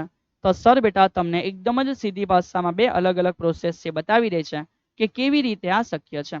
તો વેરી ફર્સ્ટ શું બેટા અહીં તમને ગુરુત્વ પ્રવેગ આપેલો છે? તો કે હા સર. સર લખે છે ગુરુત્વ પ્રવેગ. આ ગુરુત્વ પ્રવેગ માટે જી સપાટી માટે લખી શકાય કે સર જી એમઈ ના છેદમાં આરઈ નો સ્ક્વેર. બોલ હા કે ના? તો કે યસ સર. સો માટે પૃથ્વીનો દળ એમઈ બરાબર આ ઉપર જાય તો જી સપાટી માટે આરઈ નો વર્ગ ના છેદમાં શું છે? જી છે. સર જી ની કિંમત કેટલી? તો બેટા જી ની કિંમત 9.81 આપેલી છે. આરઈ પણ તમને કહી દીધા કે 6.37 સમથિંગ ગુણ્યા 10 ની કેટલી ઘાત લેવાની છે? 6 અને આખાનો પાછો વર્ગ છે ના છેદમાં કેપિટલ જી નો આન્સર 6.67 બેટા ગુણ્યા 10 ની -11 છે. આશા રાખું છું કે તમે આરામથી કેલ્સીમાં ગણતરી કરી લેશો. તમારો આન્સર શું આવે લખજો, પણ મને ખબર છે કે આ નિયરલી ઇક્વલ ટુ બેટા 6 ગુણ્યા 10 ની 24 કિલોગ્રામની આસપાસ આવશે. સો તમારો જે આન્સર આવે છે એ ખરેખર કેલ્સી વાપરતા આવડે છે તો મને લખીને બતાવો કે હા સર આવો કંઈક આન્સર આવ્યો. ઠીક છે, કોઈ ના નથી બેટા. ચલ સમજ સમજ. અને બીજી કઈ પ્રોસેસ પૂછી? બીજી પ્રોસેસ પૂછી તો કે સર બીજી રીતે બી દળ કેવું? તો બીજી રીતેમાં સમજ આપણને ચંદ્રનો આવર્તકાળ આપેલો છે. તો બીજી પ્રોસેસ બેટા આવર્તકાળ પરથી સમજ કેવી રીતે. નંબર 2 લખી શકાય ચંદ્રનો આવર્તકાળ. તો ચંદ્રનો આવર્તકાળ બેટા, તો ચંદ્રના આવર્તકાળનું સમીકરણ ટી મૂનના આવર્તકાળનો સ્ક્વેર બરાબર 4 સ્ક્વેર છેદમાં જી. ચંદ્ર કોની આજુબાજુ ફરે? તો કે સર પૃથ્વીની આજુબાજુ ફરે. અને અંતર એટલે કે ચંદ્ર અને પૃથ્વી વચ્ચેનું અંતર બેટા. ઠીક છે, આખાનો શું આવે? ઘન. તો અહીંયાથી પણ સરળતાથી બેટા એમઈ મળી જાય. એમઈ ઉપર જાય નીચે જાય તો 4 square r cube divided by G T ચંદ્રનો જે બી આવર્તકાળ છે એનો વર્ગ બેટા. એ ઓલરેડી સાવંત સર બતાવી દીધો કે કેવી રીતે તમે સેકન્ડમાં કરી શકો. તો બસ તમારું કામ એટલું છે કે આ બધી વેલ્યુ બેટા 1 બાય 1 મૂકતા જાઓ અને ફરી પાછો તમારો એમઈ નો આન્સર તમને પ્રાપ્ત થઈ જશે. શું આવે એ તમે મને લખી બતાવો. આન્સર નિયરલી ઇક્વલ ટુ 6 ગુણ્યા 10 ની 24 કિલોગ્રામ હોય છે. અને એ રીતે બેટા આપણે અહીંયા બે અલગ અલગ પદ્ધતિથી પૃથ્વીનો જે દળ છે ને એને આપણે કમ્પ્લીટલી શોધી દીધો. ઠીક છે. તો જો બેટા તમે આરામથી આ દરેક વસ્તુ સમજી શકો છો તો મને એકવાર જણાવી દેવું કે યસ સર અમે સમજી રહ્યા છે. કોઈ તકલીફ હોય તો તમે જણાવી શકો છો કે સર આ બાબતની તકલીફ છે, તો એનું સોલ્યુશન આપણે 1 બાય 1 બેટા જ્યારે પણ લેક્ચર્સ કરીએ છીએ ત્યારે સર આપવા માટે પ્રયત્ન કરશે. બીજી બાબત સર કહે છે કે આ દરેક વસ્તુને કેલ્ક્યુલેટરમાં બેટા જ્યારે તમે કરો છો સમજ, જ્યારે કેલ્સીમાં કરો છો ત્યારે પ્રેક્ટિસ જોઈશે. એટલું આસાનીથી બેટા. ઠીક છે, મેથેમેટિક્સમાં બેટા તમે સ્માર્ટ છો તો કરી લેશો. જો નથી થતું ઇટ મીન્સ પ્રેક્ટિસ જોઈએ બેટા. એમાં કોઈ નવી જડીબુટી નથી આવતી કે કોઈ બેટા કોઈ બહુ મેજિકલ ટ્રીક નથી કે સર એક મેજિક બતાવી દીધું અને આન્સર આવી ગયો આપોઆપ. આ મેજિક હતું બેટા કે જવાબ ખબર હોય, પણ વસ્તુ એ નથી બેટા. વસ્તુ છે કેલ્સીની પ્રેક્ટિસ. એમાં કોઈ મેજિક નથી. કરો મેથેમેટિકલી, જેનું થતું જાય બેટા એને ધીમે ધીમે આવડતું જાય. ઠીક છે, ચલે યાર. તો અહીંથી આગળ વધતા ગયા. સર હવે આગળ શું પૂછ્યું છે તો સમજ બેટા. અહીંયા આગળ જે કીધું છે એને સમજીએ. એક એવી વાત છે કે સમીકરણના અચળાંક કે ને સર હવે આ કોણ અચળાંક? તો સર લખે છે સૌથી પહેલા સમીકરણ શું છે. તો સમજ બેટા એકચ્યુઅલમાં અહીંયા લોકો આવર્તકાળના સમીકરણની વાત કરી છે કે આપણને બધાને ખબર છે કે ટી નો વર્ગ વેરીઝ આર નો ક્યુબ છે. બોલ હા કે ના? તો કે હા સર. સો માટે લખી શકાય કે ટી નો વર્ગ વેરીઝેસ દૂર કરે તો ઇઝ ઇક્વલ ટુ કે આર ક્યુબ. ઠીક છે, ટી નો વર્ગ વેરીઝેસ દૂર કરે તો ઇઝ ઇક્વલ ટુ કે આર ક્યુબ. તો કે હા સર. હવે એવું કીધું બેટા કે તમારે કે ને દિવસ અને કિલોમીટરમાં દર્શાવવાનો છે કે જ્યાં જ્યાં કે બેટા આપેલો છે 10⁻13 આર માટે, સમજ, સોરી ટી માટે એસ નો વર્ગ અને છેદમાં એમ નો ઘન. સર આ ખબર નહીં પડી કેવી રીતે, તો સર અહીંયાથી સમજાવે છે. સમજ બેટા, બહુ ઇઝીલી ખબર પડે કે માટે માટે કે બરાબર શું લખાય, તો કે બરાબર એવું લખાય કે ટી સ્ક્વેરના છેદમાં આર નો ક્યુબ. તો અલગ અલગ કેસોમાં બેટા આ લોકોની વેલ્યુ મૂકતા એનો આન્સર નિયરલી ઇક્વલ ટુ એવો પ્રાપ્ત થાય છે. એનો આન્સર નિયરલી ઇક્વલ ટુ એવો પ્રાપ્ત થાય છે કે ભાઈ 10⁻13 આવર્તકાળનો વર્ગ એટલે કે સેકન્ડનો સ્ક્વેર છેદમાં અંતરનો ઘન એટલે કે અંતર આવે બેટા મીટરના ઘનમાં. તો હવે આપણને એવું કીધું છે કે ભાઈ તો તમે એને દિવસ અને કિલોમીટરમાં લઈ જાઓ. ચલો હવે કેવી રીતે લઈ જશો એ સમજવાની વસ્તુ છે. તો સૌથી પહેલા મારે સેકન્ડને લખવું પડશે બેટા દિવસમાં. તો એના માટે સર તમને આઈડિયા આપી દે છે કે મને એવું ખબર છે ને તમને બી એવું ખબર છે કે એક દિવસનો મિનિંગ છે 86,400 સેકન્ડ. તો માટે લખી શકશો કે એક સેકન્ડ એટલે શું, તો કે આ નીચે જતું રહે 1/86,400 એટલે આને કહેવાય બેટા દિવસ. સમજ પડી કેમ? આના માટે આ બાજુ છે તો આ જતું રહ્યું નીચે, તો એક સેકન્ડ એટલે 1/86,400 દિવસ. અને જે રીતે આ પહેલી મેટર છે એવી રીતે બીજી મેટર સમજ કે એક કિલોમીટરનો મિનિંગ બેટા મને ખબર છે કે શું થાય, તો કે 1000 મીટર થાય. સોનો મિનિંગ બેટા જ્યાં જ્યાં મારે 1 મીટર લખવું હોય તો 1000 ગયા નીચે, તો 1/1000 લખી દે. આનો મિનિંગ આ થઈ ગયા કિલોમીટર. તો કે હા સર. તો જો આટલી મેટર તમે ક્લિયર છો, જો આટલી મેટરમાં તમે ક્લિયર છો, તો સર લખે છે કે ભાઈ આ જે વેલ્યુ છે ને, આ જે વેલ્યુ છે એમાં જસ્ટ આપણે ચેન્જ કરવાના. તો સમજ આ ચેન્જ કેવી રીતે, ચલીએ. તો સર લખે છે કે ભાઈ માટે કે બરાબર સમજ કે બરાબર વેલ્યુ કેટલી છે સર 10⁻13. તો કે બરાબર વેલ્યુ છે 10⁻13. હવે બહુ શાંતિથી સમજે, સેકન્ડ ઉપર છે. સેકન્ડનો મિનિંગ આટલો દિવસ થાય બેટા, પણ અહીંયાનો આખાનો વર્ગ છે. તો જે પહેલો સેકન્ડ સ્ક્વેર છે એના માટે સર લખે છે કે 1/86,400 શું, તો કે દિવસ. તો કે કોઈ ના નથી, પણ સમજ આ એક વાર થયું, આ સેકન્ડ બે વાર છે એટલે કે આખાનો શું છે વર્ગ છે. ના છેદમાં બેટા મીટરનો ઘન છે તો પેલા મીટરનો મિનિંગ લખ. મીટરનો મિનિંગ સર એવો છે કે 1/1000, 1/1000 કિલોમીટર, પણ મીટરનો ઘન એટલે આખાનો શું છે ઘન છે. તો તેથી બેટા માટે લખી શકાય કે હે મારા પરમ વિદ્યાર્થી મિત્ર, સો માટે આઈ કેન સે ધેટ કે ઇઝ ઇક્વલ ટુ 10 ને કેટલી સર -13. છેદનો છેદ અંશમાં ગયો તો લખાય કે 1000 ની 3 ઘાત બેટા. 1000 એટલે કેટલા, તો એક કામ કરીને બેટા અહીંયા સિમ્પલ ભાષામાં સમજાવું છું. આ ઉપર ગયા તો કે 3 અને નીચે કેટલા છે સર 86,400 નો વર્ગ. તો નીચે છે 86,400 નો વર્ગ. અહીંયા ડી નો વર્ગ એટલે આ આવી ગયો બેટા ફાઇનલી ડી સ્ક્વેરમાં, અને નીચે આવી ગયો કિલોમીટર, તો આ આવી ગયો કિલોમીટરનો ઘન. સો માટે હવે આપણે કે ની વેલ્યુ ફાઇન્ડ આઉટ કરી શકીએ કે કે કેટલા છે. સર હવે આપણે કેવી રીતે ફાઇન્ડ આઉટ કરશું કે કે કેટલા છે, તો સમજ બેટા 1000 છે તો કે હા 1000 નો ઘન છે. એક કામ કર, થોડું કેલ્સીમાં બેટા કામ કરી બતાવ કે જેથી તમે સમજી જાઓ.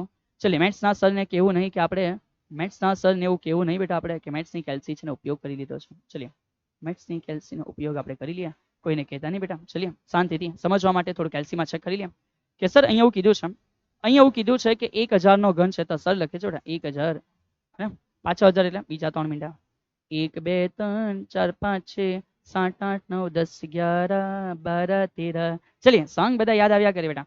તો 10,000 3 વખત સર લખે છે, એક વાર, બે વાર અને 3 વાર બેટા. ઠીક છે, 7 થઈ ગયો ભાગ્યા 86,400. તો સર લખે છે ભાગ્યા, અરે કાં ટકા બેટા 1 2 3 4 5 6 7 8 9. ઠીક છે, ચલીએ તો સર લખે છે એમાં ભાગ્યા કેટલા બેટા, ભાગ્યા 86,400. ઠીક છે, હજુ એક વાર પાછા બે વાર છે બેટા, તો ભાગ્યા 86,400. ઠીક છે, જવાબ ચલીએ તો જવાબ આવી ગયો બેટા 0.133. આનો જે જવાબ પ્રાપ્ત થયો એ જવાબ આપણને કેટલો પ્રાપ્ત થાય છે, તો સર એ જવાબ પ્રાપ્ત થયો 0.133. કોઈ ના નથી, સાથે 10 ની કેટલી ઘાત -13. તો આ વેલ્યુ છે બેટા ડી સ્ક્વેરના છેદમાં કિલોમીટર સ્ક્વેરમાં કોની કેની. ચલો તો આમાં તો કોઈ ના નથી, વેલ્યુ તો આપણને સમજ પડી ગઈ. 1.3 લખી શકો, 10 ની પેલી જે 13 છે ને બદલે 14 બનાવી શકો. ઠીક છે, પણ હજુ અહીંયા સવાલ નથી પતી ગયો બેટા. હવે સવાલ એવું કીધો, જો ચંદ્ર પૃથ્વીથી આટલા અંતરે કિલોમીટરમાં છે તો તેના પરિભ્રમણનો આવર્તકાળ કેટલો. તો હવે સમજ સર શું કહે છે, હવે સમજ સર અહીંયા શું કહે છે, બહુ શાંતિથી સમજ કે ચંદ્ર માટે બેટા એમાં જ સેકન્ડ ક્વેશ્ચન કીધો કે ચંદ્ર માટે અંતર આપી દીધું. ચંદ્રનું અંતર બેટા r બરાબર એ આર બરાબર આપણને કેટલું કીધું? તો ચંદ્રનું અંતર 3.8, પેલામાં 84 હતું અને 10 ની 8 મીટર હતી, અહીંયા 5 કિલોમીટર છે. તો 3.8 બેટા સમજ એવું કીધું, 3.8 ગુણ્યા 10 ની 5 કિલોમીટર હોય તો તમારે ટી શોધવાનો છે ચંદ્ર માટે કેટલો થાય. તો હવે બધી ગણતરી પાછા નહીં કરશું. હવે આપણને ખબર છે કે T square is equal two કે આર નો ક્યુબ. તો કે ઓકે સર, જો આ કેસ પ્રમાણે આ દાખલો થાય છે બેટા, અધરવાઇઝ આન્સર ચેન્જ થયા કરે. તો T square is equal two કે, કે ની કિંમત આપણે પાછળ શોધી કાઢી, કેટલી છે સર? 0.133 ગુણ્યા 10 ની માઇનસ કેટલી? તો કે 13. તો 0.133 ગુણ્યા 10 ની-13 કોઈના નથી. અને આર નો ઘન, આર કેટલા છે? તો 3.8 ગુણ્યા 10 ની 5 ઘાત છે ને આખાનો શું છે? ઘન છે.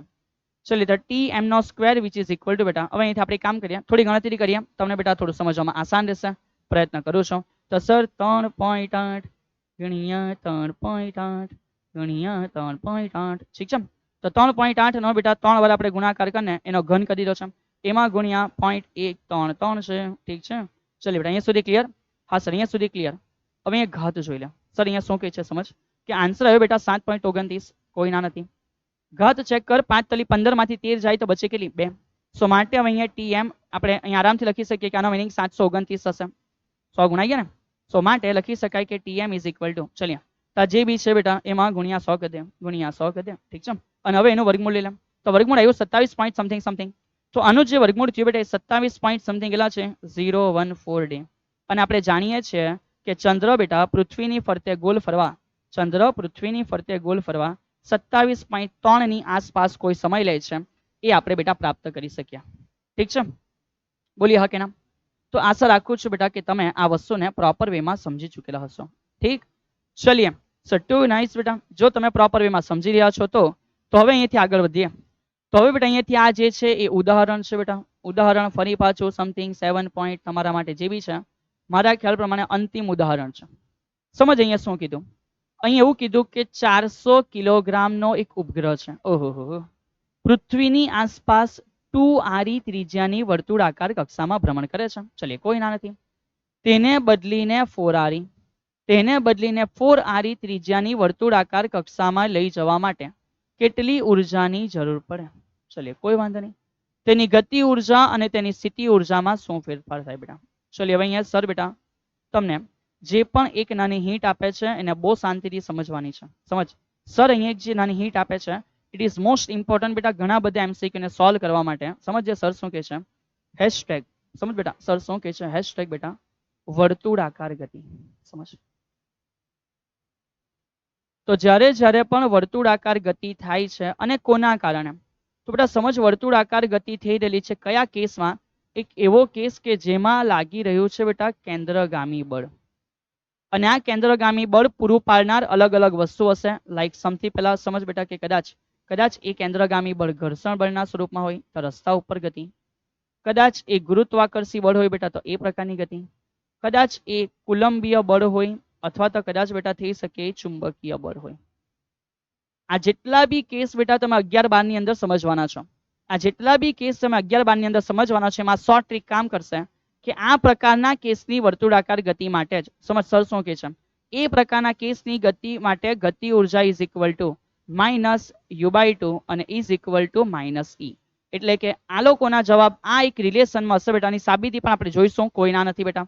પણ સમજ અહીંયા સર શું કહે છે, ટાઈમ સાથે અત્યારે આટલું આવશ્યક વસ્તુ છે કે ગતિ ઉર્જા કે which is equal two -u/2, એટલે કે સ્થિતિ ઉર્જા ભાગ્યા 2, અને એ જ ગતિ ઉર્જાનો જવાબ બેટા યાંત્રિક ઉર્જા જેવો થશે. સર એટલે કઈ રીતે? તો સમજ સર એક નાનું ઉદાહરણ તમને આપે છે, જસ્ટ ફોર એક્ઝામ્પલ તરીકે. સમજ બેટા એક ઉદાહરણ છે, એ ઉદાહરણમાં આપણને એવું કહી દીધું કે માનો કે તંત્રની યાંત્રિક ઉર્જા E બરાબર એવું કહી દે છે કે 20 જૂલ છે, ઠીક છે. આમાંથી કોઈ બી કેસ છે, વર્તુળાકાર ગતિ થતી છે, એમાંથી કોઈ બી કેસ છે બેટા, આમાંથી એમાં તમને કહી દીધું યાંત્રિક ઉર્જા 20 છે અને પૂછે ગતિ ઉર્જા કેટલી, તો ગતિ ઉર્જા માઇનસ યાંત્રિક ઉર્જા, તો જવાબ આવ્યો બેટા -20 જૂલ. અને પૂછે સ્થિતિ ઉર્જા કેટલી, તો સ્થિતિ ઉર્જા માટે સમજ આ યુ માટે 2 ઉપર ગયા ને માઇનસ ગયા તો -2k થઈ ગયા. તો -2 કે કેટલા છે? કે કેટલા છે સર? કે છે -20. તો માઇનસ માઇનસ પ્લસ બેટા જવાબ આવે 40. તો આ શોર્ટ ટ્રીક બેટા, આ શોર્ટ ટ્રીક તમે એપ્લાય કરી શકશો કોઈ પણ નવા ફંડામેન્ટલ સમજવા માટે, ઠીક છે. ચલિए તો હવે થોડું તમે દિમાગ વાપરશો. બધા ઉદાહરણ કરાવ્યા છે. આ એક ઉદાહરણ તમને હોમવર્કમાં આપું છું. સર કયા નિયમ વપરાય? તો કે તમે 2 પ્રકારનો કેસ વાપરી શકો. નંબર 1 બેટા કાં તો તમે બંધન ઉર્જા પ્રમાણે પણ આની ગણતરી કરી શકો, અથવા તો નંબર 2 એઝ ઇટ ઇઝ, જે આપણે પેલો દાખલો તમને સમજાવ્યો ને, યાંત્રિક ઉર્જા સંરક્ષણ. ઠીક છે, આ યાંત્રિક ઉર્જા સંરક્ષણ પ્રમાણે પણ તમે બેટા કરી શકો છો. ઓકે, અને છેલ્લે આ લોકો માટે ટ્રીક યુઝ કરવાની. ચલિए, તો આશા રાખું છું કે એક આ દાખલો તમે કરી લેશો. અને હવે અહીંયાથી જે દાખલાઓની શરૂઆત થાય છે એ દાખલાઓ બેટા સ્વાધ્યાયના છે. આ જે દાખલા છે એ સ્વાધ્યાયના છે, અને આ સ્વાધ્યાયનો બેટા જે દાખલો છે એ 7.8 છે. ઠીક છે, તો જે પણ અગત્યના દાખલાઓ છે ચર્ચા કરવી આવશ્યક છે, એની ચર્ચા બેટા હું તમારી સાથે કરતો જઈશ યાર. ચલિए, સો વેરી ફર્સ્ટ સર આ પહેલા ક્વેશ્ચનમાં શું કીધું, તો સમજ બેટા, અહીંયા આ જે ક્વેશ્ચન છે સમજવા પહેલા સર તમને એક નાનો આઈડિયા આપે છે કે જ્યારે ધોરણ 12 બેટા, જ્યારે ધોરણ 12 ની આપણે સ્ટડી કરશું ત્યારે આપણે એક પ્રકારનો કેસ સમજવાના છે કે માન કે બેટા કદાચ કોઈ કવચ છે, એ કવચ સમગ્ર રીતે બહારથી વિદ્યુત ભારિત છે, મતલબ કે plus plus plus plus plus ધન વિદ્યુત ભાર બેટા સમગ્ર કવચની અંદર છે. તો આને પકડવાથી કરંટ લાગી શકે, થઈ શકે, હા ને, બહાર આઉટસાઇડ છે. પણ અત્યારે સમજ સર શું કહે છે, આની અંદર આપણે એક પ્રકારની ઘટના બનવાના છે કે ભાઈ દરેકે દરેકના કારણે ઉત્પન્ન થાય એને કહેવાય વિદ્યુત ક્ષેત્ર. દળના કારણે અત્યારે ભણતા છે ગુરુત્વાકર્ષી ક્ષેત્ર, 12માં જોઈશું. આ સમગ્ર વિદ્યુત ભારો બેટા ઉત્પન્ન કરે વિદ્યુત ક્ષેત્ર, પણ બધાનું જે અંદર લાગતું બેટા ટોટલ ક્ષેત્ર હશે પરિણામી શૂન્ય બની જશે. એટલે આની અંદર બેટા ટોટલ વિદ્યુત ક્ષેત્ર પણ શૂન્ય થઈ જશે, અને એના લીધે ટોટલ વિદ્યુતીય બળ પણ 0 થઈ જશે.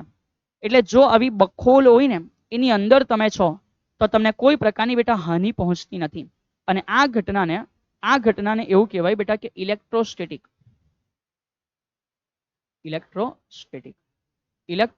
શિલ્ડિંગ. તો આ પ્રકારની ઘટના છે.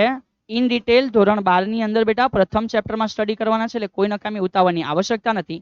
પણ સમજ સવાલ શું કહે છે, સવાલ એવું કહે છે કે એક પોલા વાહક, એટલે તમને સમજ પડે બેટા, એક પોલા વાહકની અંદર વિદ્યુત ભાર મૂકીને વિદ્યુત બળોથી તમે તેનું શિલ્ડિંગ કરી શકો છો. તો ક્યાં રહ્યું, ઘણા બધા બેટા એક કવચ છે એની ઉપર વિદ્યુત ભારો ફેલાયેલા છે, અંદર કોઈ હોય તો એના ઉપર ટોટલ બળ નહીં લાગે એટલે કે શિલ્ડિંગમાં છે.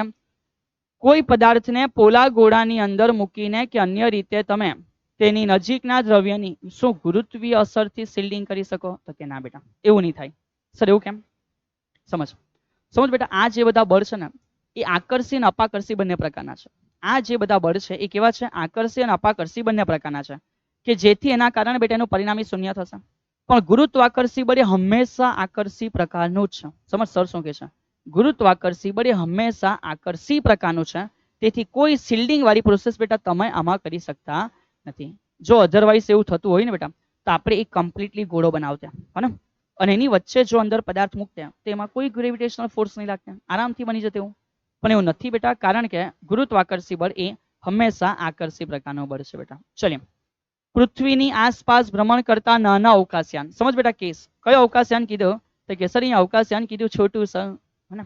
નાના અવકાશયાનની અંદર રહેલો અવકાશયાત્રી ગુરુત્વાકર્ષણની પરખ કરી શકતો નથી. કેમ, નાનો અવકાશયાન છોટું દળ દૂર છે બેટા, તો અંદર મતલબ કે એનું ગ્રેવિટેશનલ ફોર્સ ઇગ્નોર કરી શકાય. પણ એવું કીધું કે જો પૃથ્વીની આસપાસ એટલે કે નજીક બેટા, નજીક બેટા અવકાશ મથકનું પરિમાણ મોટું હોય, સમજ, હવે અવકાશયાનની વાત નથી કરી બેટા, અવકાશ મથક કીધું, મતલબ કે પરિમાણમાં ઘણું મોટું છે બેટા, તો ડેફિનેટલી બેની વચ્ચે ગુરુત્વાકર્ષી બળ વધી જશે. અને શું ત્યારે પરખ કરી શકાય ખરી, તો કે બેટા હા ત્યારે પરખ કરી શકાય. તો કે અહીંયા બેટા પરખ કરી શકતો નથી, તો કે હા પણ અહીંયા પરખ કરી શકે છે બેટા. ઠીક છે, કારણ કે પરિમાણ મોટું તો દળ વધારે.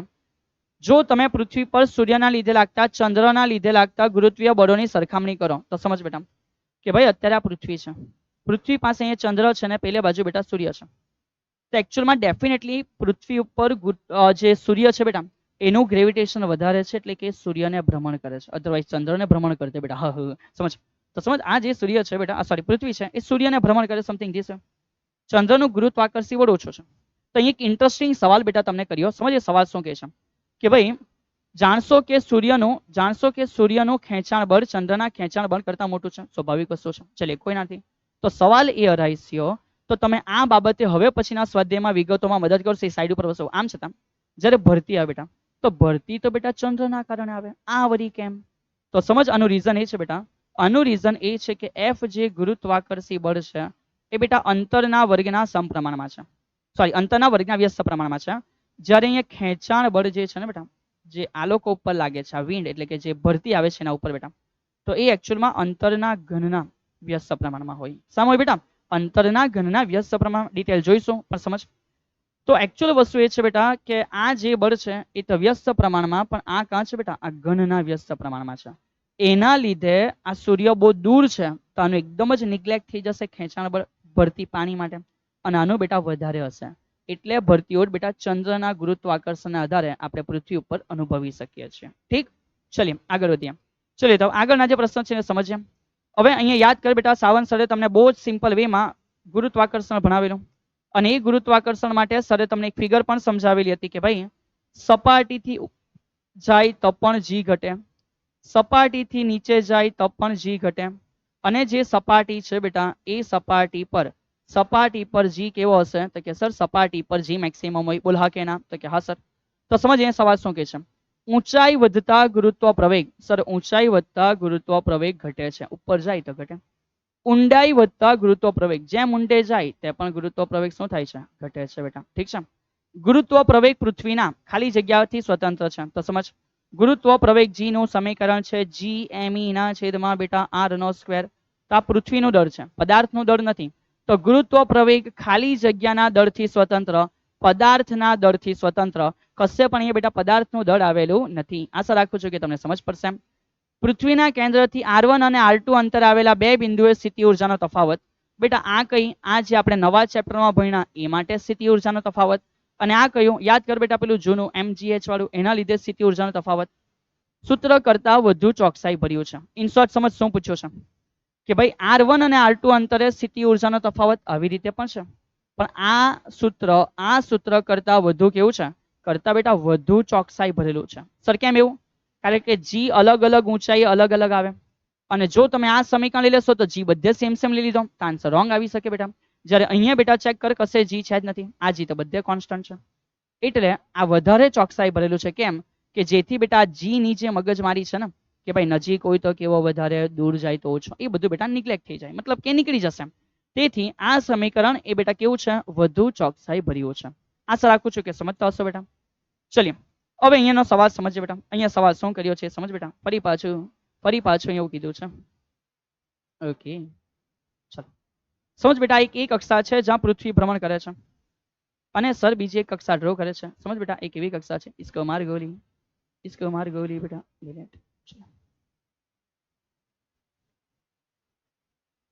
अरे यार चलिए यार.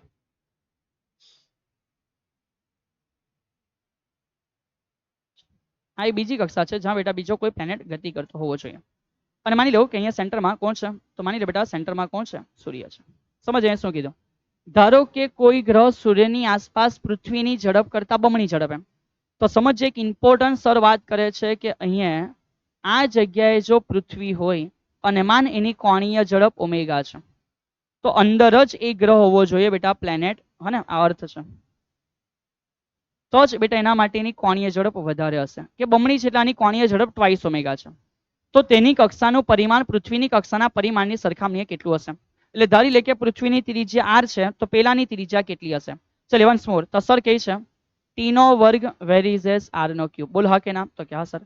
અને આપણને ખબર છે કે omega is equal two 2π/t. તો કે હા sir, omega is equal two 2π/t. Sir કેવી રીતે? એટલે ઓમેગા બરાબર થીટાના છેદમાં t. માન બેટા અહીંયા સમય લીધો આવર્તકાળ, તો કમ્પ્લીટલી ગોલ ફરી ગયો, તો બને ખૂણો 2π. તો કે હા સર. બંને વ્યસ્ત પ્રમાણમાં, તો વ્યસ્ત પ્રમાણમાં એટલે લખી શકીએ સર ઓમેગાનો વર્ગ વેરીઝેસ 1/r3 બેટા. આ વ્યસ્ત છે ને, તો આ પણ વ્યસ્ત થઈ ગયો. સો માટે સર લખે છે કે માટે સર લખે છે સમજ બેટા ઓમેગા કોના માટે? અર્થ માટે. અને ઓમેગા કોના માટે? પ્લેનેટ માટે. આખાના શું છે? વર્ગ છે. તો ઇઝ ઇક્વલ ટુ વ્યસ્ત પ્રમાણ એટલે અર્થનું બેટા નીચે અને પ્લેનેટનું ઉપર, તો r પ્લેનેટ છેદમાં r અર્થ, આખાની કેટલી ઘાત? 3 ઘાત. હવે એ લોકો આપેલા કેસને ફોલો કર. તો સમજ બેટા કેસ એવો કીધો છે કે પૃથ્વીની કોણીય ઝડપ કરતા પેલાની કોણીય ઝડપ બેટા બમણી છે, આખાનો વર્ગ. તો અહીંયા આવી ગયો rp. માની લે કે પૃથ્વી માટે ત્રિજ્યા બેટા r છે, આખાનો ઘન. તો અહીંયાથી આ કેન્સલ આઉટ થઈ ગયો. તો કે હા સર. 1 નું વર્ગમૂળ તો કે 1 થાય, અને આ બાજુ બેટા છેદમાં 2 છે, તો 1 ના છેદમાં 2 એટલે 0.5. તો બેટા આ આવી ગયું 0.5, અને આખાનો વર્ગ ઇઝ ઇક્વલ ટુ rp ના છેદમાં r આખાનો ઘન છે. તો 0.5 નો વર્ગ કરવાથી 0.25 આવે, અને 0.25 નું બેટા ઘનમૂળ કરી લે એટલે rp નો જવાબ તમને મળી જશે સમથિંગ 1.52 આસપાસ બેટા આ પ્રાપ્ત થાય એવી મને ખાતરી છે. મે બી બેટા, મે બી. તો તમે એકવાર ચેક કરી લઉં કે શું મેં કરાવેલો આન્સર બરાબર છે કે ખોટો છે બેટા. ઠીક છે. તો આશા રાખું છું કે તમે બેટા આ સમજી લેશો.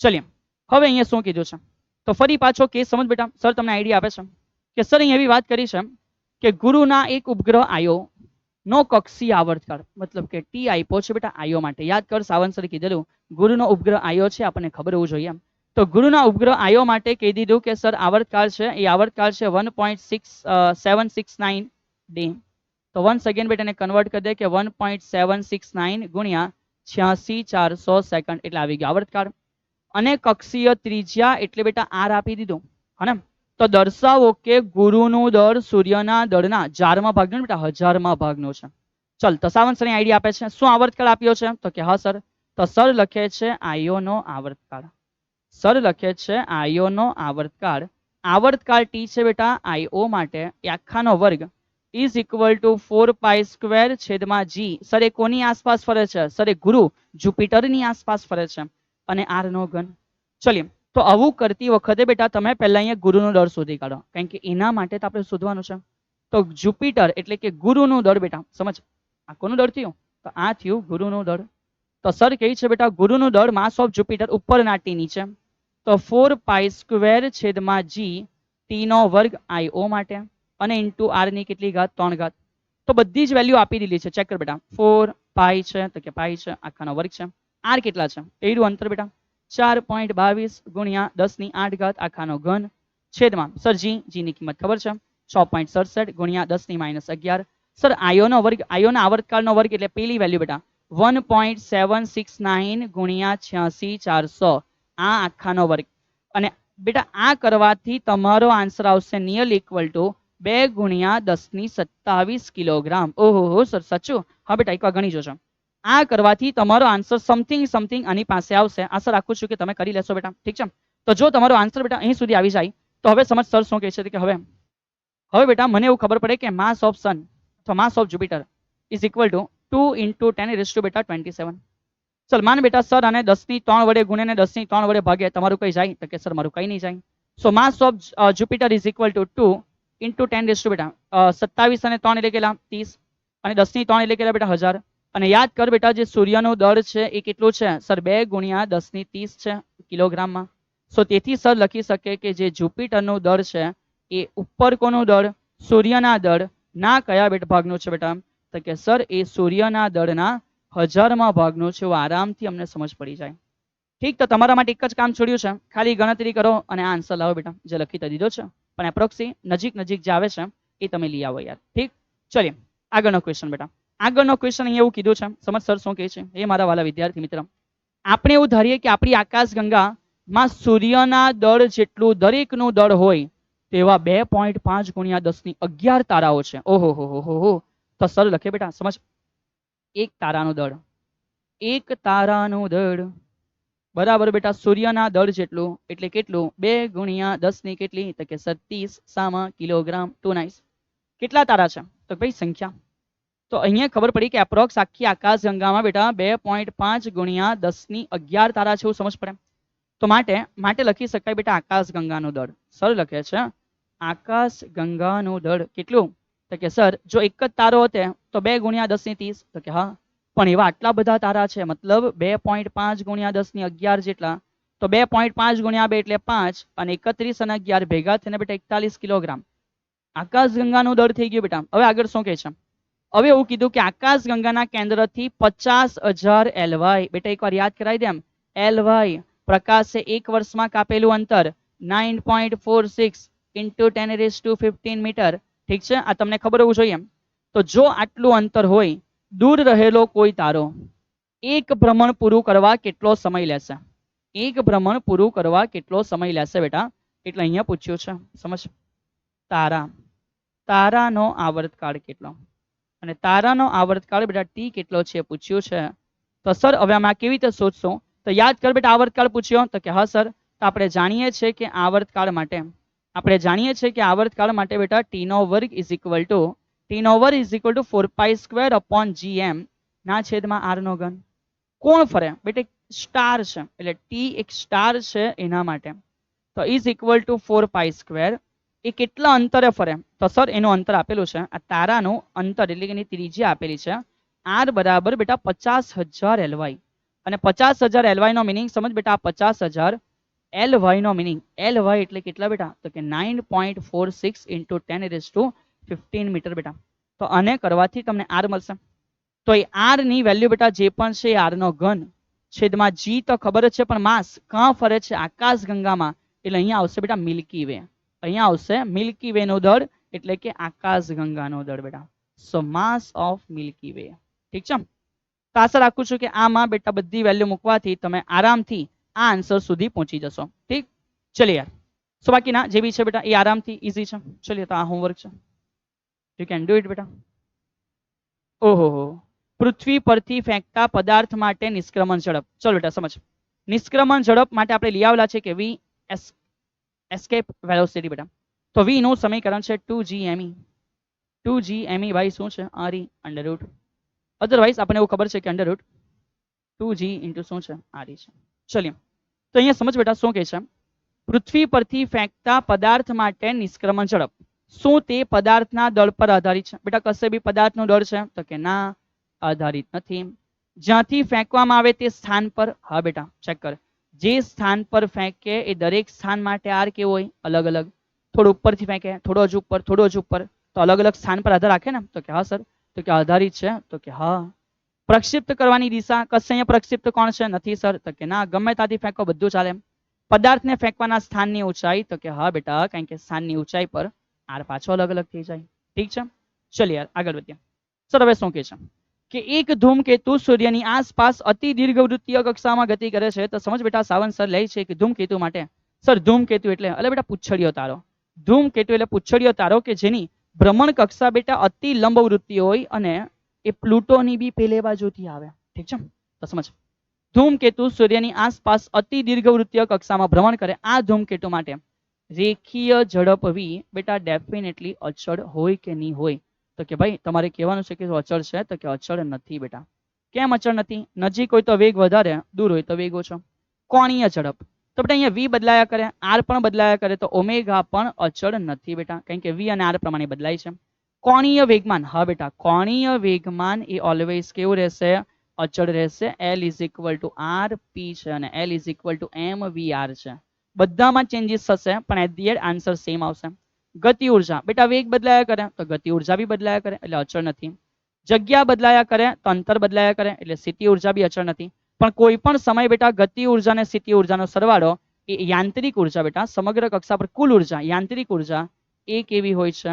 અચળ હોય છે. ઠીક છે, એ કેવું હોય છે બેટા? અચળ હોય છે. તો આશા રાખું છું કે તમે આ સમજી શકતા હશો.